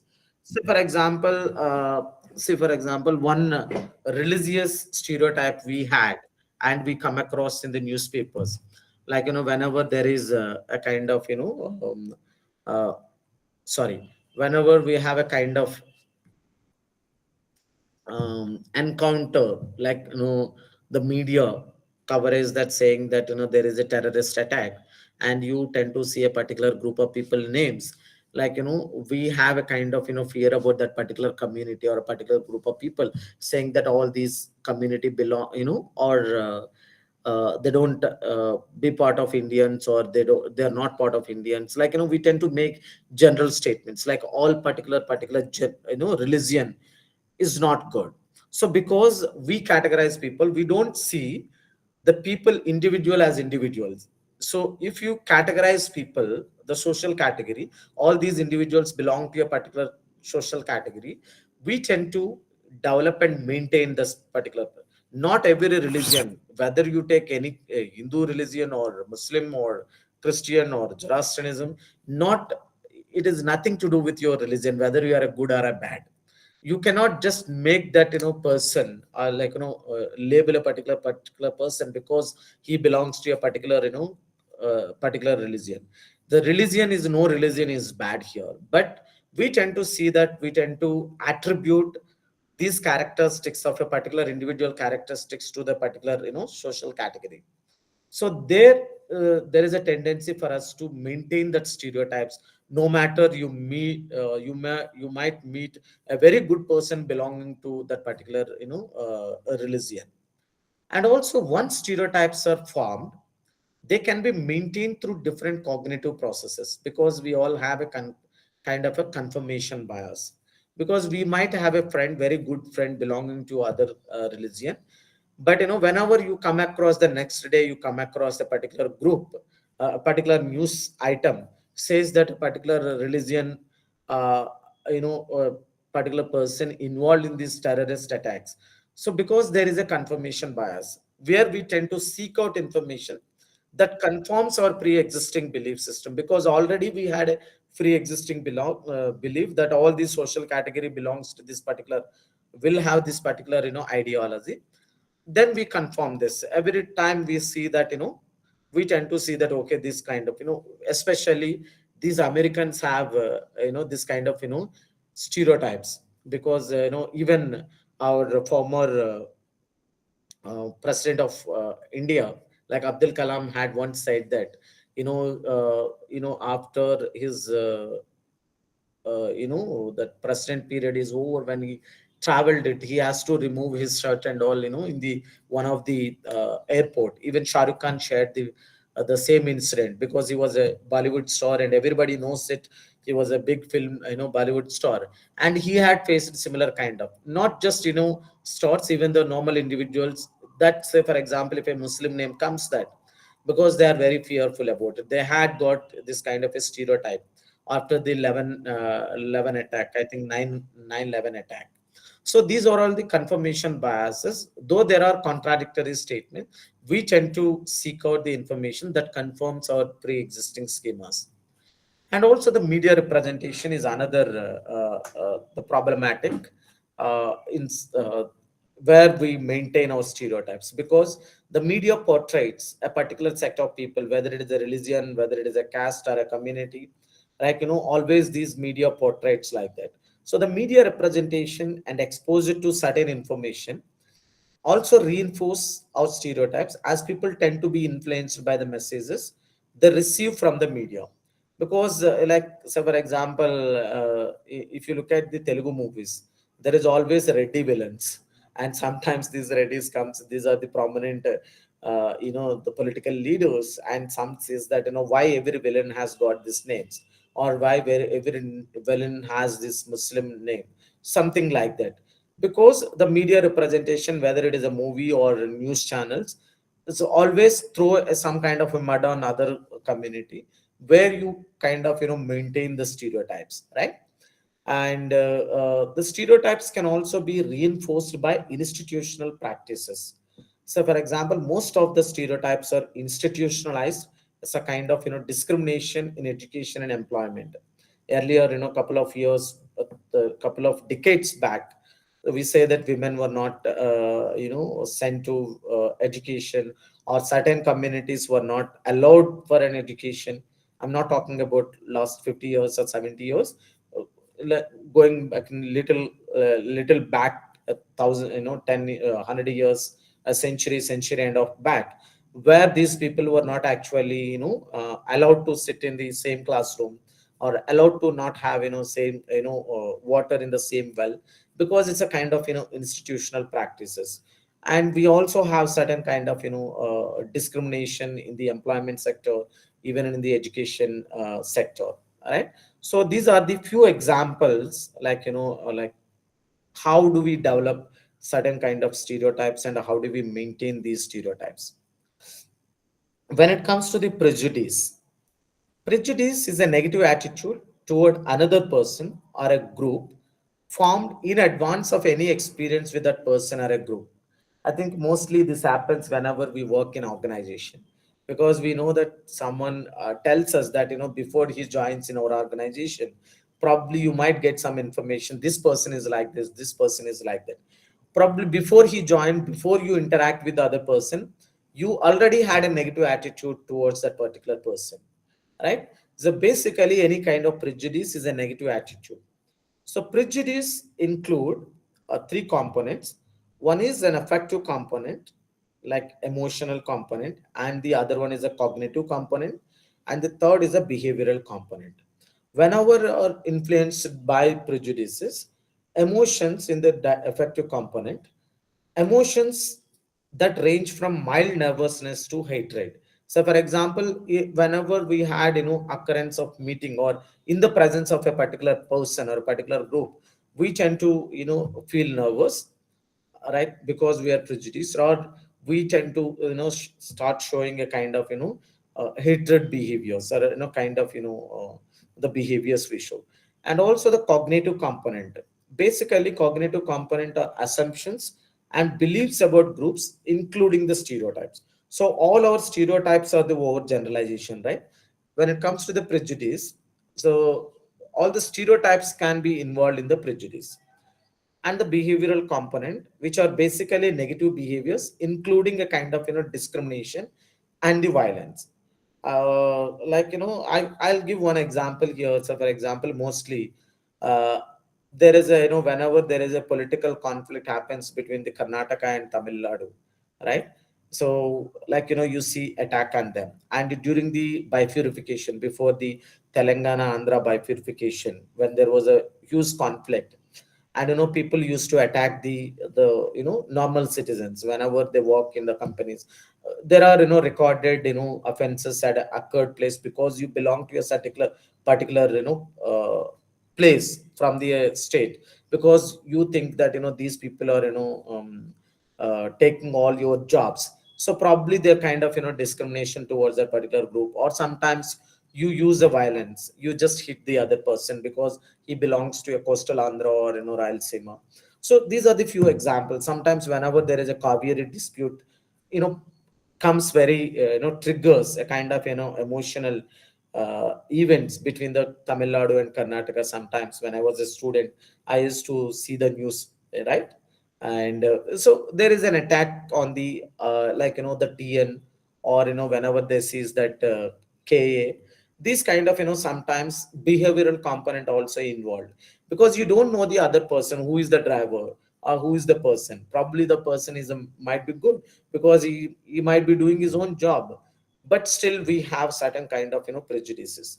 So the prejudice tend to be resistant to change because they distort the prejudiced individual's perception of information pertaining to a particular group. So if you ask me what is the difference between the stereotypes and prejudice in one sentence, probably I could say that a stereotype is a generalized belief or an idea about a group of people. It is based on an incomplete or inaccurate information and can be positive or a negative state. For example, a common stereotype that are women are emotional or men are more aggressive, right? These are a kind of, stereotype we have. When it comes to the prejudice, prejudice is always a negative attitude or a feeling towards a particular person or a group based on their perceived membership in a particular social category. I told you in the religion, right? I told you a particular caste. Especially elders who used to say that, right? In my village, some 30-40 years back, my parents used to tell me, like, there is a wells, different wells, and a particular group of people were not allowed to have, breakfast in the hotels, or they have to bring their own plates, or they used to give in the, these are all prejudice, like, a particular group of people. So it involves a preconceived notion about a person or a group and often results in unfair treatment or a kind of a discrimination. So, for example, in this example, as I told you, the prejudice can happen against a particular race or ethnicity or a particular religion or sometimes the sexual orientation. Nowadays, there is a prejudice against the LGBTQ people, but still now people are changing. But a couple of years back, whenever you heard the voice of, somebody is calling lesbians or, the same-sex marriages, people used to have a kind of, negative, prejudice against them, right? Before we move on to the second unit, I would like to take any questions if you have, and I would like to give small break also, like 5 minutes. So I have a question. So can we say that stereotypes are more driven from belief systems, and prejudices are more driven from emotion and feelings which we have? Yeah, I could say yes, because the stereotypes are overgeneralization, right? This overgeneralization comes from the belief systems. That's 100% correct. But when it comes to the prejudice, as I told you, it's like, when you have a behavioral component, you have a cognitive component, and when you involve in the behavioral component, it is evident that there is a discrimination because you belong to a particular religion, you belong to a particular social category. And also, stereotypes can sometimes be positive also, whereas prejudice is always negative. Always negative, yes. So can you explain the difference between the both? Sorry, ma'am. Yeah. So can you please explain the difference between both these terms? Yes, ma'am. I told you, I think, the stereotype is a generalized belief, ma'am. And it can be both positive or a negative stereotype. But when it comes to the prejudice is a negative attitude towards a particular person. It's always negative. There is no positive prejudice at all. And stereotypes probably beliefs, but when it comes to prejudice, it's a discrimination because there is a behavioral component. There is an unfair treatment because a particular individual belongs to a particular sect or a particular social category. That's a major difference between stereotype and prejudice. Okay, so So thank you. I can give an example of a positive stereotype. Like women are more gentle, generally, we say that, right? So Yeah. that is also a stereotype, but it is a positive. Positive stereotype, yes. Yes. Yeah. Okay. Would you like Excuse to me, have sir. break for 5 minutes? Yes, sir. Yes, sir. Yes, sir. Sir, just one more question. Yeah. Why do we say that prejudice is always negative? Because it involves a Or behavioral component, ma'am. Because it involves a kind of unfair treatment towards the other person. So for Or example, ma'am, I might think that I had given this example of our former president of India and the Bollywood yeah. star Shah Rukh Khan. So for example, we might believe that we tend to come to see that in media where the Muslims are like, I'm not saying like it's an example, saying that we in the media portrayal we see the whenever there is the anti-social elements or the terrorist, we see that comes from that Muslim community, and every time you see that probably it's a Yes. belief system. So for example, when it comes to prejudice, because they belong to a Muslim community, if someone living neighbor as a neighbor, you don't talk to them, you don't share anything with them. It's a kind of a behavioral component, because you have seen somewhere in the news you are treating unfairly next person, like who is residing in your apartment. That's a prejudice. So because it involves both cognitive component and also kind of the behavioral component. Yes, understood. But Yeah. can't there be also instances of positive, like you see somebody or you would have read about somebody, and we would have developed such great respect for him or her, and then when we No, get to meet, huh? no, ma'am. I don't think so. Prejudice, because it basically involves behavioral component, and I don't think so. It has a positive prejudice. That's my Oh, idea. Yeah. oh, okay. If And it's sir, I positive, think most prejudice is also affected by a social factor, right? Yes. Like Yes. if I'm Yes. joining an organization, I am told that okay, that person called X is not good. Yeah. Okay, I also developed that prejudice about that Yes. person. That person is not good, Yeah. right? Before you meet him or her, you might have an attitude, right? Correct, A very negative attitude towards that particular person. correct. Right. Yes. Right. So is it so in that case, are you saying for stereotype there is no behavioral aspect? It is more evident in the behavioral component in the prejudice, ma'am, because there is always Okay, an okay, unfair but not treatment. to say that stereotype No, doesn't because have a because behavioral No, component. because it's a mostly no, comes because from your belief system, stereotypes. So, for example, women are bad drivers, right? Right. Probably it's my stereotype. It's my belief. Like, how do I treat them? Probably, if I, so for example, if I'm saying that I have a car, probably if I'm not allowing my wife to say that all women are bad drivers, so you should not drive. So that is a Exactly. prejudice. But if I just Okay. believe that women are bad drivers, that is a so the So, stereotype. so when your prejudice stereotype translates to from a behavior, stereotypes. it becomes a prejudice. Yes, yes. Okay, okay. Yeah. Okay. Thank you, sir. It's can we take a 5 minutes break? Yes, sir. Yes, sir. Yes, sir. Okay, fine. Thank you.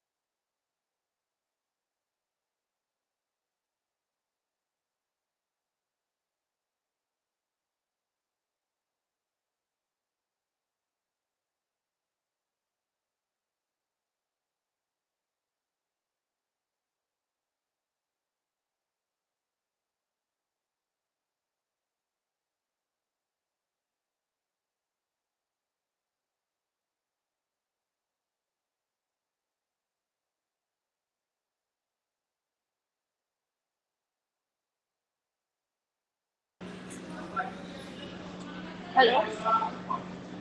Is this class going on? Yes, ma'am, it's going on. We Yes, had given yes. just a break. Oh, okay. Thank you. Yeah. 5 minutes break. Okay. Yeah.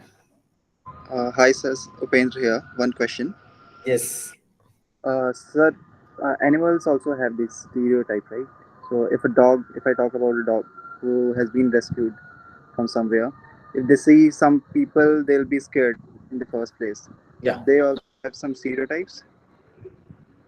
What does this fall under? Prejudice or like a dog chasing a car? Sorry, which one? A dog chasing a car. What does it fall under? Stereotype or a prejudice? Dog chasing a car. Yeah. I think it's just a statement. It's a statement, right? Like when they see a car, they have some. They think that something will happen after this, right? So they start chasing it. No. No. That's an observation. Not that's an It's just observation. reacting to a instinct. Okay, so And the A it's dog is other behaving on its instinct. okay, so the other scenario that I mentioned, where a rescued dog is scared of people. Rescued dog are scared of people. Yeah. But who rescued? Even people only rescued, right? Yeah. But why the dog is fearful about it? Maybe See, he was beaten or something. First place. no, Some sir. trauma the dog has gone through. That's a kind of habit or past experience. Yeah. I don't think so. Any of these belongs to either stereotype or a discrimination, sir. Okay. Yeah. Thank you. Okay. Can we start? I think it's more than 5 minutes. Yes, we can. Yeah. Okay. Yes, we can.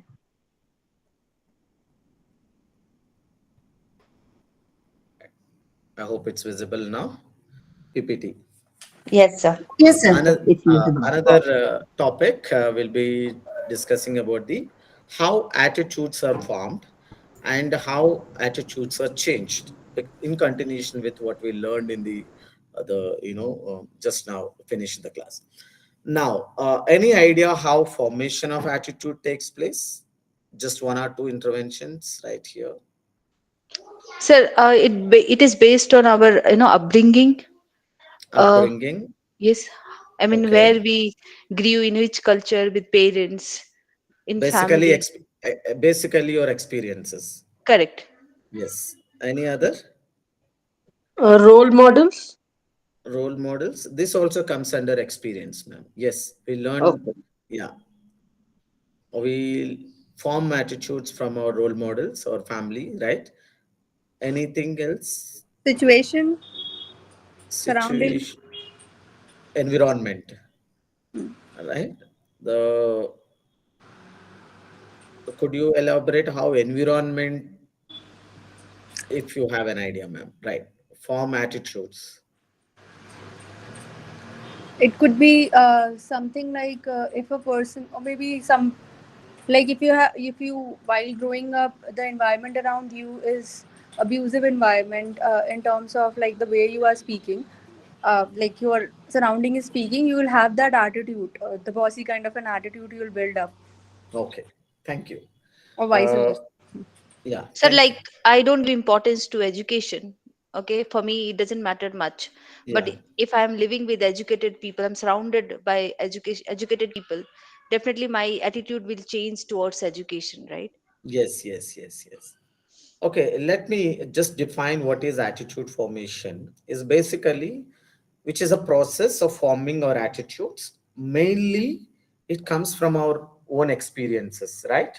Like as somebody told me, like all our upbringing or role models, we had a direct experiences, and also sometimes these experiences, if you consider, comes from the influence of others and also our emotional reactions. Sometimes we react emotionally, like very positive emotions and negative emotions. We tend to form attitudes towards a particular individual. So this is what basically the process of forming our attitudes through various modes, we call it as an attitude formation. So what are the factors that contribute to attitude formation is most important.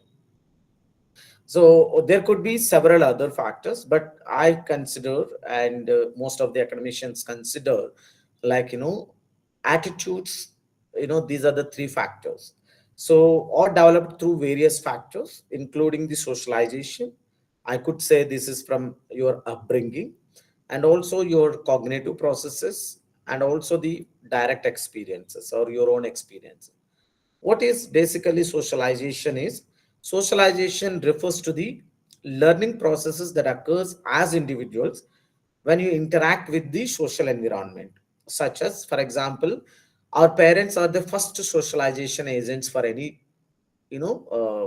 newborn baby, because we interact, the newborn baby interact with the mother, and then extended family members further, right? So the our first socialization agents for any child is the parents, then extended family members, then your schoolmates, then your neighbors. All these are primary social agents. Then your school, then your workplace, right? All these are the socialization agents. So the basically we learn when we interact, or we form attitudes when we interact with our own family members, our own peers, and when we interact with the media, and the based on the norms and the values. These are all basically called as a socialization. Say for example, as a child, if my parents says that don't talk to them, the neighbors, because the neighbors are bad, the why they are bad, they belong to a particular sect. So probably from the very beginning, like don't go with him or her because their parents did something. Like, you are generalizing the child, that behavior to even child. So here it is a socialization process, because we implant these kind of attitudes in the child's mindset, because we don't allow them to interact freely.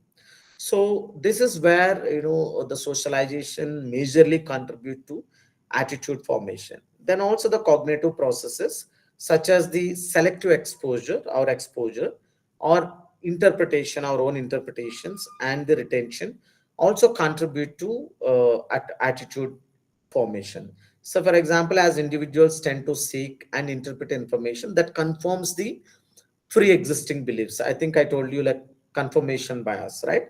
Because we had a belief systems, we always look for evidence that conforms our behavior, and other evidences we tend to ignore it, because we tend to go with our confirmation biases. So this is also another factor that contributes the attitude formation.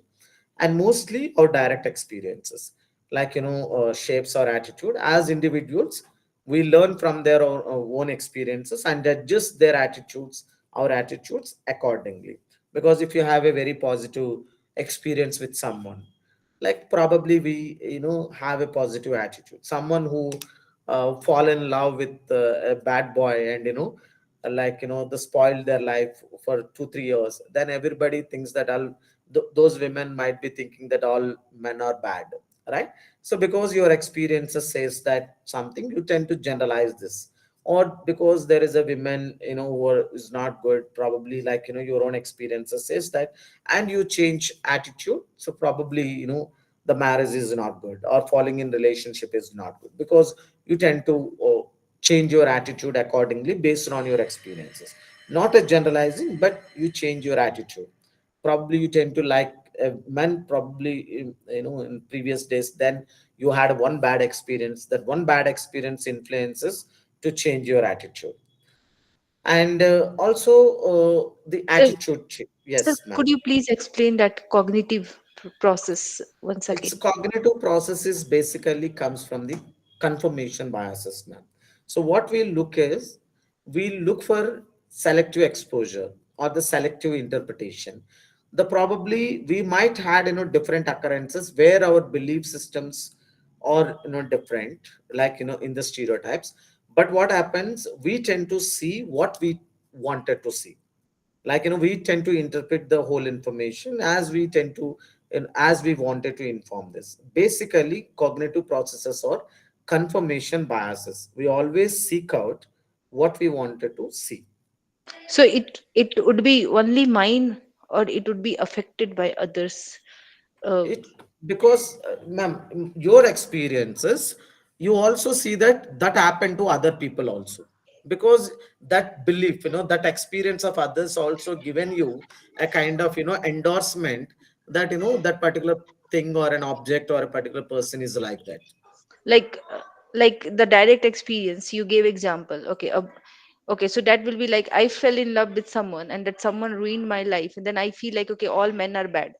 Okay, this is my attitude. But in cognitive process, can we Cognitive, say that okay, a woman who is very close to me, suppose she fell in love with a man and the man ruined her life, then I developed this attitude that all men are yes, bad. Is it yes. something like that? It's a confirmation bias. Already you had this attitude because you had, you don't see 100 people who are fall in love and, happily living, but you see one of your friend, like, neighbor had this experience, you tend to confirm that the mostly men are not good. So you pick the example which confirms your bias. Confirms your bias, Okay, okay, right? yeah. Yeah. Thank you, sir. Yeah. And attitude change. So what is attitude change? Any alterations in an attitude which may result from either your active attempts to change, active attempts by others, or to change the attitude, or from processes initiated by the person holding the attitude. The basically what happens if somebody wants to change your attitude. So, for example, let me give one live example. Most of the times, the children might say that they don't want to study engineering, or they don't want to go for a medicine. But as parents, we tend to change. We tend, we at least do active attempts to change, because our neighbor or extended family members did like engineering, is earning some 25 lakhs in per annum, or 40 lakhs per annum, he gone to the US or UK, something like that. Because there could be a kind of alteration of attitude, because basically the individual as a student is not having a positive attitude towards a particular profession, and which may result from active attempts by others to change the attitude. Also, for example, sometimes a woman says that she doesn't want to get married, and but parents force it, showing that examples of how others are living in happily living and having kids and all. So basically these processes are initiated by the person holding that particular attitude. So there are key steps involved in the process of attitude change. So I come across the four steps that involved in attitude change, because remember we learned that attitudes are learned. It's a relatively stable. So attitude change may not happen just like that, because somebody one day, your parents come and sat with you and saying that, okay, what is a good marriage, how the marriage works, or how the engineering works, how you can settle well in medicine. In one sitting you can't change your child attitude. All right, it takes several steps to actually you change the person's attitude. One is identification of the need for change. So if attitude change begins with an awareness of a need to change one's current attitudes or beliefs, so this can be prompted by various factors. So for example, I see that like a particular profession I choose, I learned that that is not going to serve any purpose, I'm not going to earn anything, or that profession may not give my day-to-day means. Probably I identified that there is a need for change to attitude, or I should do something else, or whatever the attitude I have towards the other thing. So here it begins with an awareness that I need to change my attitude, or my change to belief system. So here, like a new information or any kind of a social influences or personal experiences, this identification, once probably my own experiences of my own means and conditions might given me an awareness that I need to change, because if I wanted to live a happy life, or probably there could be a social influence or a family influences, because you wanted to happy, you should get married and all. It's like when you identify, okay, because my parents are struggling because of me, or they're having undergoing very bad time because of me, like then they change it. So for example, most of the times I'm just giving an example. The women are more, compliant with their parents, this thing. Probably the women or a girl might fall in love with someone because there is an external pressure from the parents, like you need to go with him, or, this particular person because so and so reasons. Because the person might change that, the person might realize that, okay, how long I can, give pressure to my parents. Okay, let me go through this. So this, the person has identified the need for change, so you change the needs. I don't know, probably the attitude towards the arranged marriages had been changed. Earlier the person may not have a positive attitude towards the arranged marriages, but later, because of the new information or because of the personal experiences, the person might had a positive attitude towards the arranged marriages, right? This is one way that attitude can change. The second one is exposure to new information. So for example, in this process, there is a you need to be exposed to new information that challenges one's existing beliefs or attitudes. This can be achieved through various means, such as media might change our attitudes or personal experiences. So for example, when we join in this a particular group and organization, we tend to hear that, this particular person, don't go with him or don't go with her, or, is very bad temper, having a very bad temper. He might, you don't know how he reacts. So all those, the negative information had been given it to you. So what actually happens, you might tend to have a negative attitude towards that particular individual. But when you had an interaction, the personal interaction with that person, you tend to see that, whatever the information you learned about the particular individual is completely bogus or a false. So then you change your attitude. It's not about that particular X or Y, you're a bad completely. Probably it is a contextualized, it's a person to person. But as long as he interacts with me or some X, probably, he's good. So then, from negative attitude to positive attitude might come. Or sometimes through education, like sometimes uneducated people, or without having a good education or proper information, we might tend to have this biases toward a particular set of people. But once we understand these gender stereotypes and all, like once we understand, this attitudes might changes, not that all women are bad drivers, right? So it's any kind of a negative attitude you might have.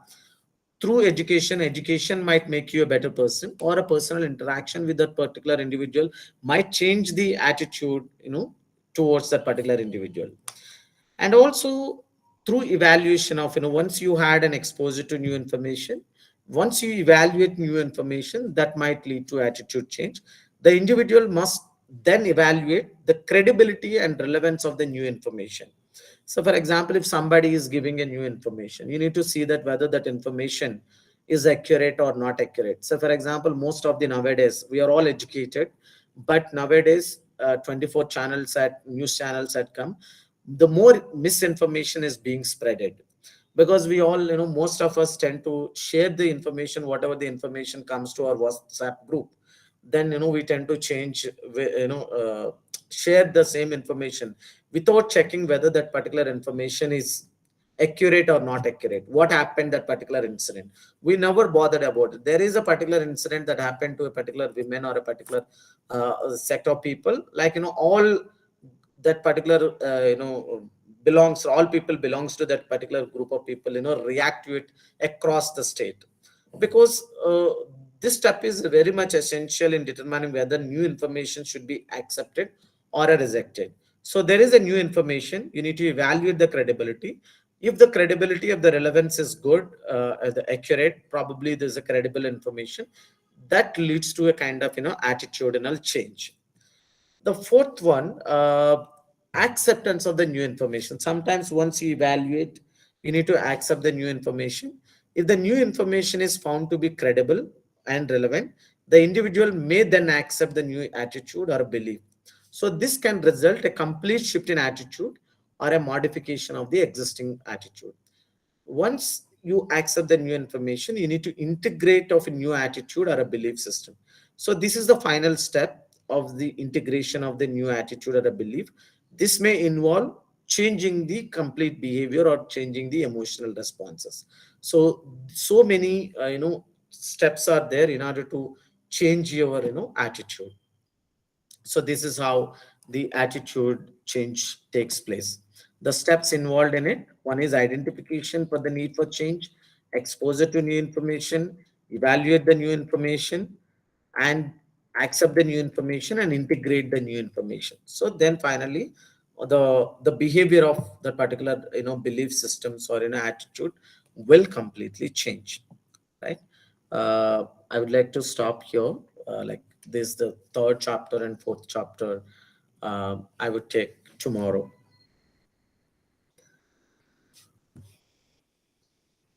Any doubts or clarifications? If you have, I will go through, or otherwise. So learning with you is a pleasant experience, seriously. Thank you so much, sir. Sir, Thank you. sir, you actually articulate so well, and you make our learning very simple. I mean, when I go through the books, I find it very complicated. I get confused with so many points and the way it is presented. But when I attend your class, it makes your class makes my understanding and my learning very simple, sir. Thank you so ma'am. much. Thank you so much. Yes, sir. I'm very interested in this subject, actually, the way you're putting it across to us. Thank you. I'm so. Any book can you suggest? Ma'am, I have shared 2-3 books with some of your classmates. Did you all share the material I've shared, both the books and even PPTs I've shared, right? Sir, could you share here in the chat box, because we didn't get. Ma'am, chat box, is it possible to download books, PDF books in the chat box? And I think that's not, these are all online books, ma'am, copyrighted. If you can give a link. If you write an email, probably I will share. So could you please provide us your email ID? I'm putting it here, ma'am. So please also send the PPT, because we haven't got them. Yes, sir, please, sir. Sir, we haven't received any PPT, sir. If you could share. So you can share the PPTs in a drive and send the link. That will be easy for all of us. Okay, sir, PPT can be pasted in chat box also, sir. No, I will share. I will share with all of you. This is my email ID, and you just mhbabu@gmail.com. Just you just give me a message, then I will put it across. But So sir, the PPT you you have had to shared send in the each WhatsApp email, group. right? Yeah. Can I share in the PPT WhatsApp was group? shared in the WhatsApp group. Okay. The one that you had sent by mail, I had shared it in the WhatsApp group. But somebody Maybe claiming. I'll share it again. Yeah. Yeah, share again, ma'am. Otherwise, I'll share. Even I'm the Sure. member of this group. Probably I will also share once again. Okay, sir. But when it comes to the books, ma'am, I cannot share in the WhatsApp or in the public platform. These are all copyrighted books. I have a soft copies. Just write an email. Definitely, I will share. I think I have shared. Sir, you can just tell the name of the book. Name of the books, sir. Just You the want- names of the book. 1 second. I have.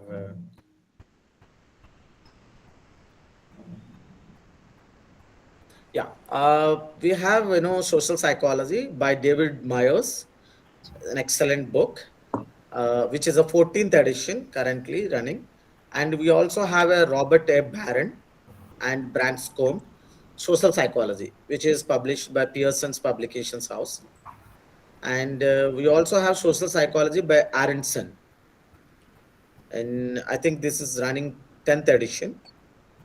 Could you please repeat the authors once more, sir? A little slowly. I will just note down. Okay. One is type the names of the books and author in the chat. One is David Myers. Okay. Right. Let me type it here. Probably that would help. David G. Myers. G. Myers. Okay. Yeah. And also have Robert A. Barron. Robert A. Barron.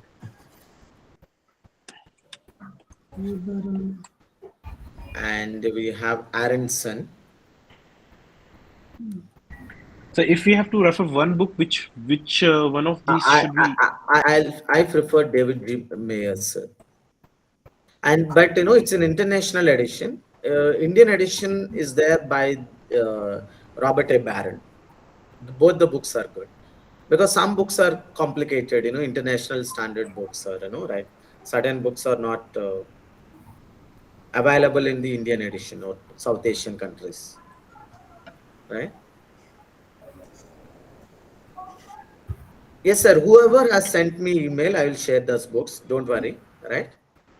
So the authors that you just mentioned, they have just one book, the social psychology by these authors. There are no more than one books under their title. Yes, yes, yes. I think somebody has given, Rashmi ma'am has given the link, Amazon links. Ma'am, this is the 10th edition, 2009. It's now current 14th edition is there. 14th edition. 14th edition is there, 2022. Where? Yeah, Christ University. Thank you, sir. Yeah, thank you everyone. Sir, and Baron, which edition? The Baron I had, let me check, ma'am, which edition? 2017. So should we prefer the latest edition, sir? Yeah, it's always good because all the latest information. 8th edition, ma'am, Baron, which is 2017. I had the 8th edition of Baron. Right. Okay. Thank you all. See you tomorrow. Thank you, sir. Yeah. Thank you, sir. Thank you, sir. Thank you. Thank you, sir. Thank you, sir. Thank you, sir. Thank you, Thank sir. you, sir.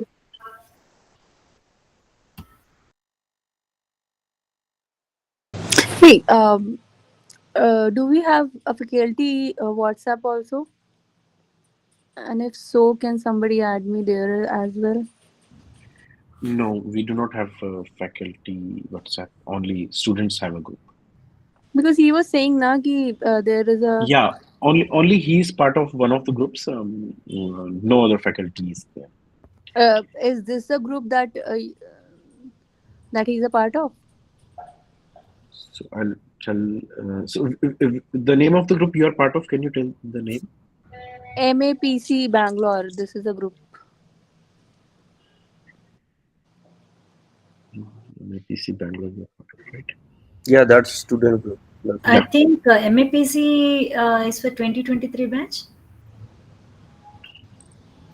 Yeah, I guess so. Yeah, that's the group. And what about the faculty group that you're the same group he is a part also? I think he is not part of that group. Then is there another group? Not sure.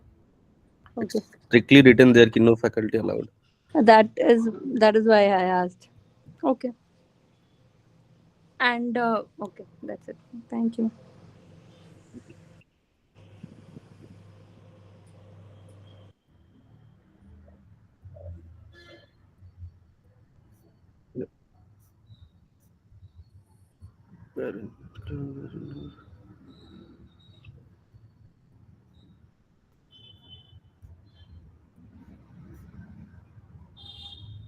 Yeah, I got the link of the group he's part of. I'll share in the chat if he wants to join.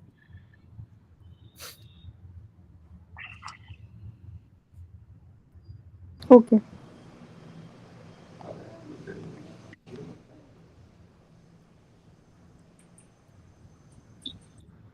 I don't know why there are 3-4 groups.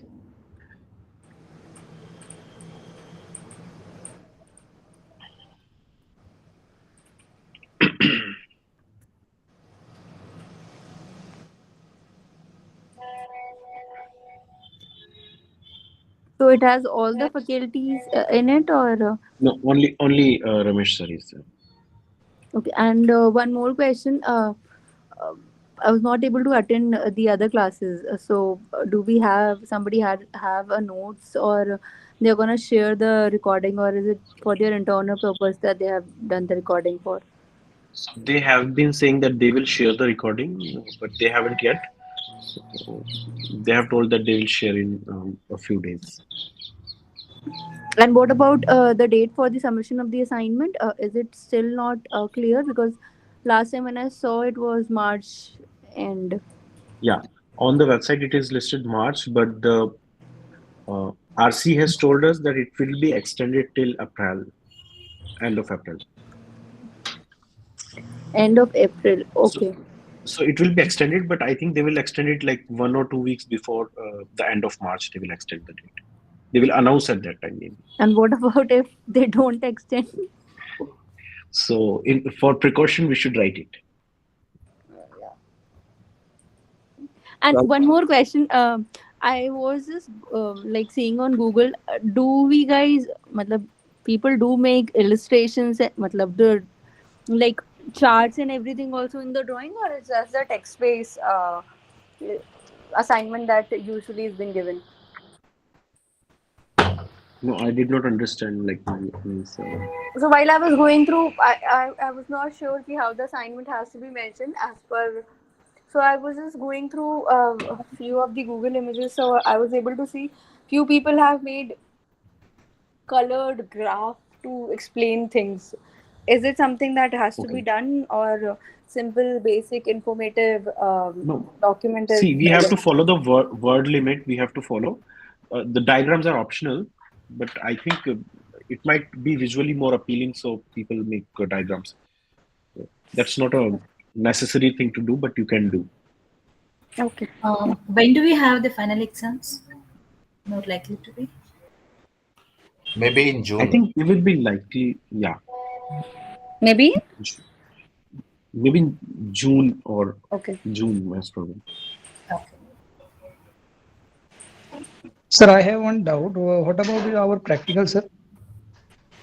No, actually, I am also a student. I only know as much. So last week, ma'am has told us that practicals you not worry about. Before practicals, they will have sessions because study centers, they have not made new study centers. So once they will be declared, so they can actually be after written exam also, they can conduct those. So not sure when they will happen. Okay. Thank you.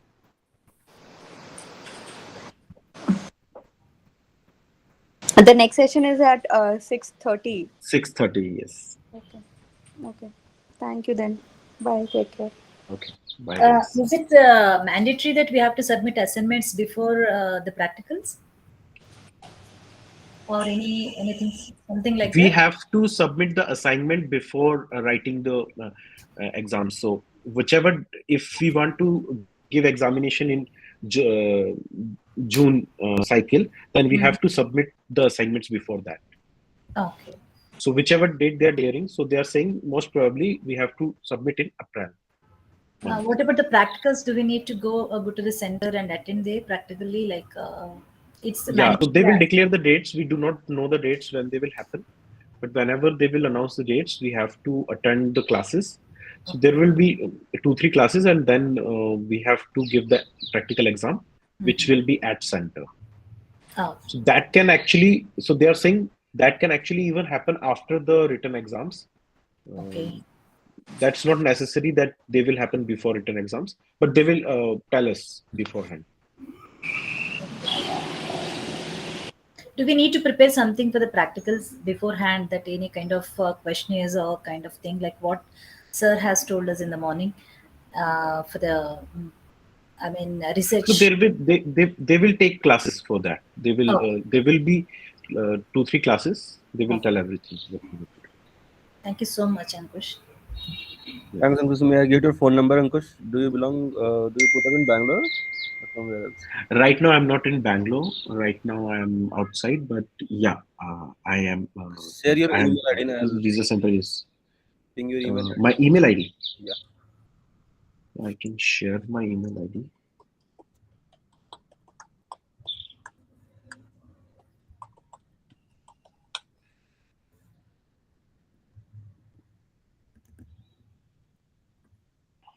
Yeah, okay.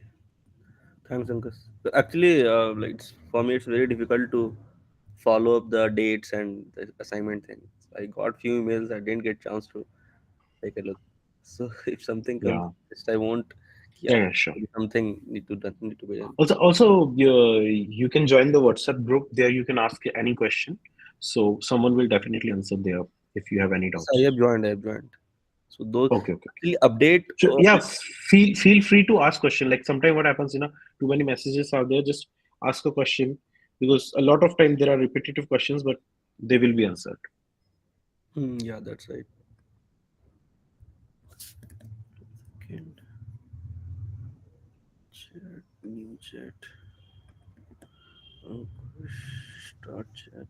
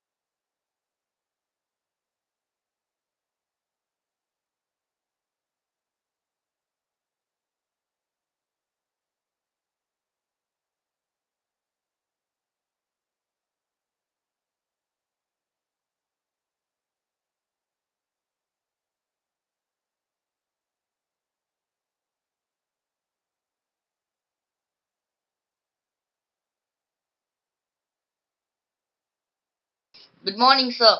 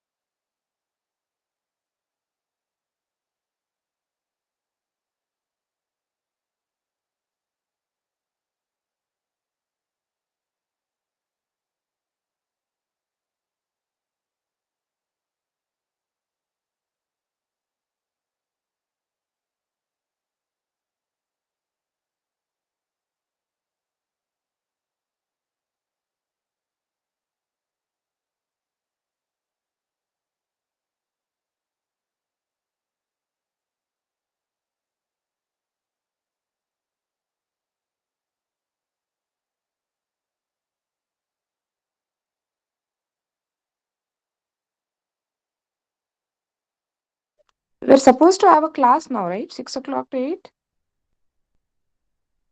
Don't see anybody. 6:30 we have class.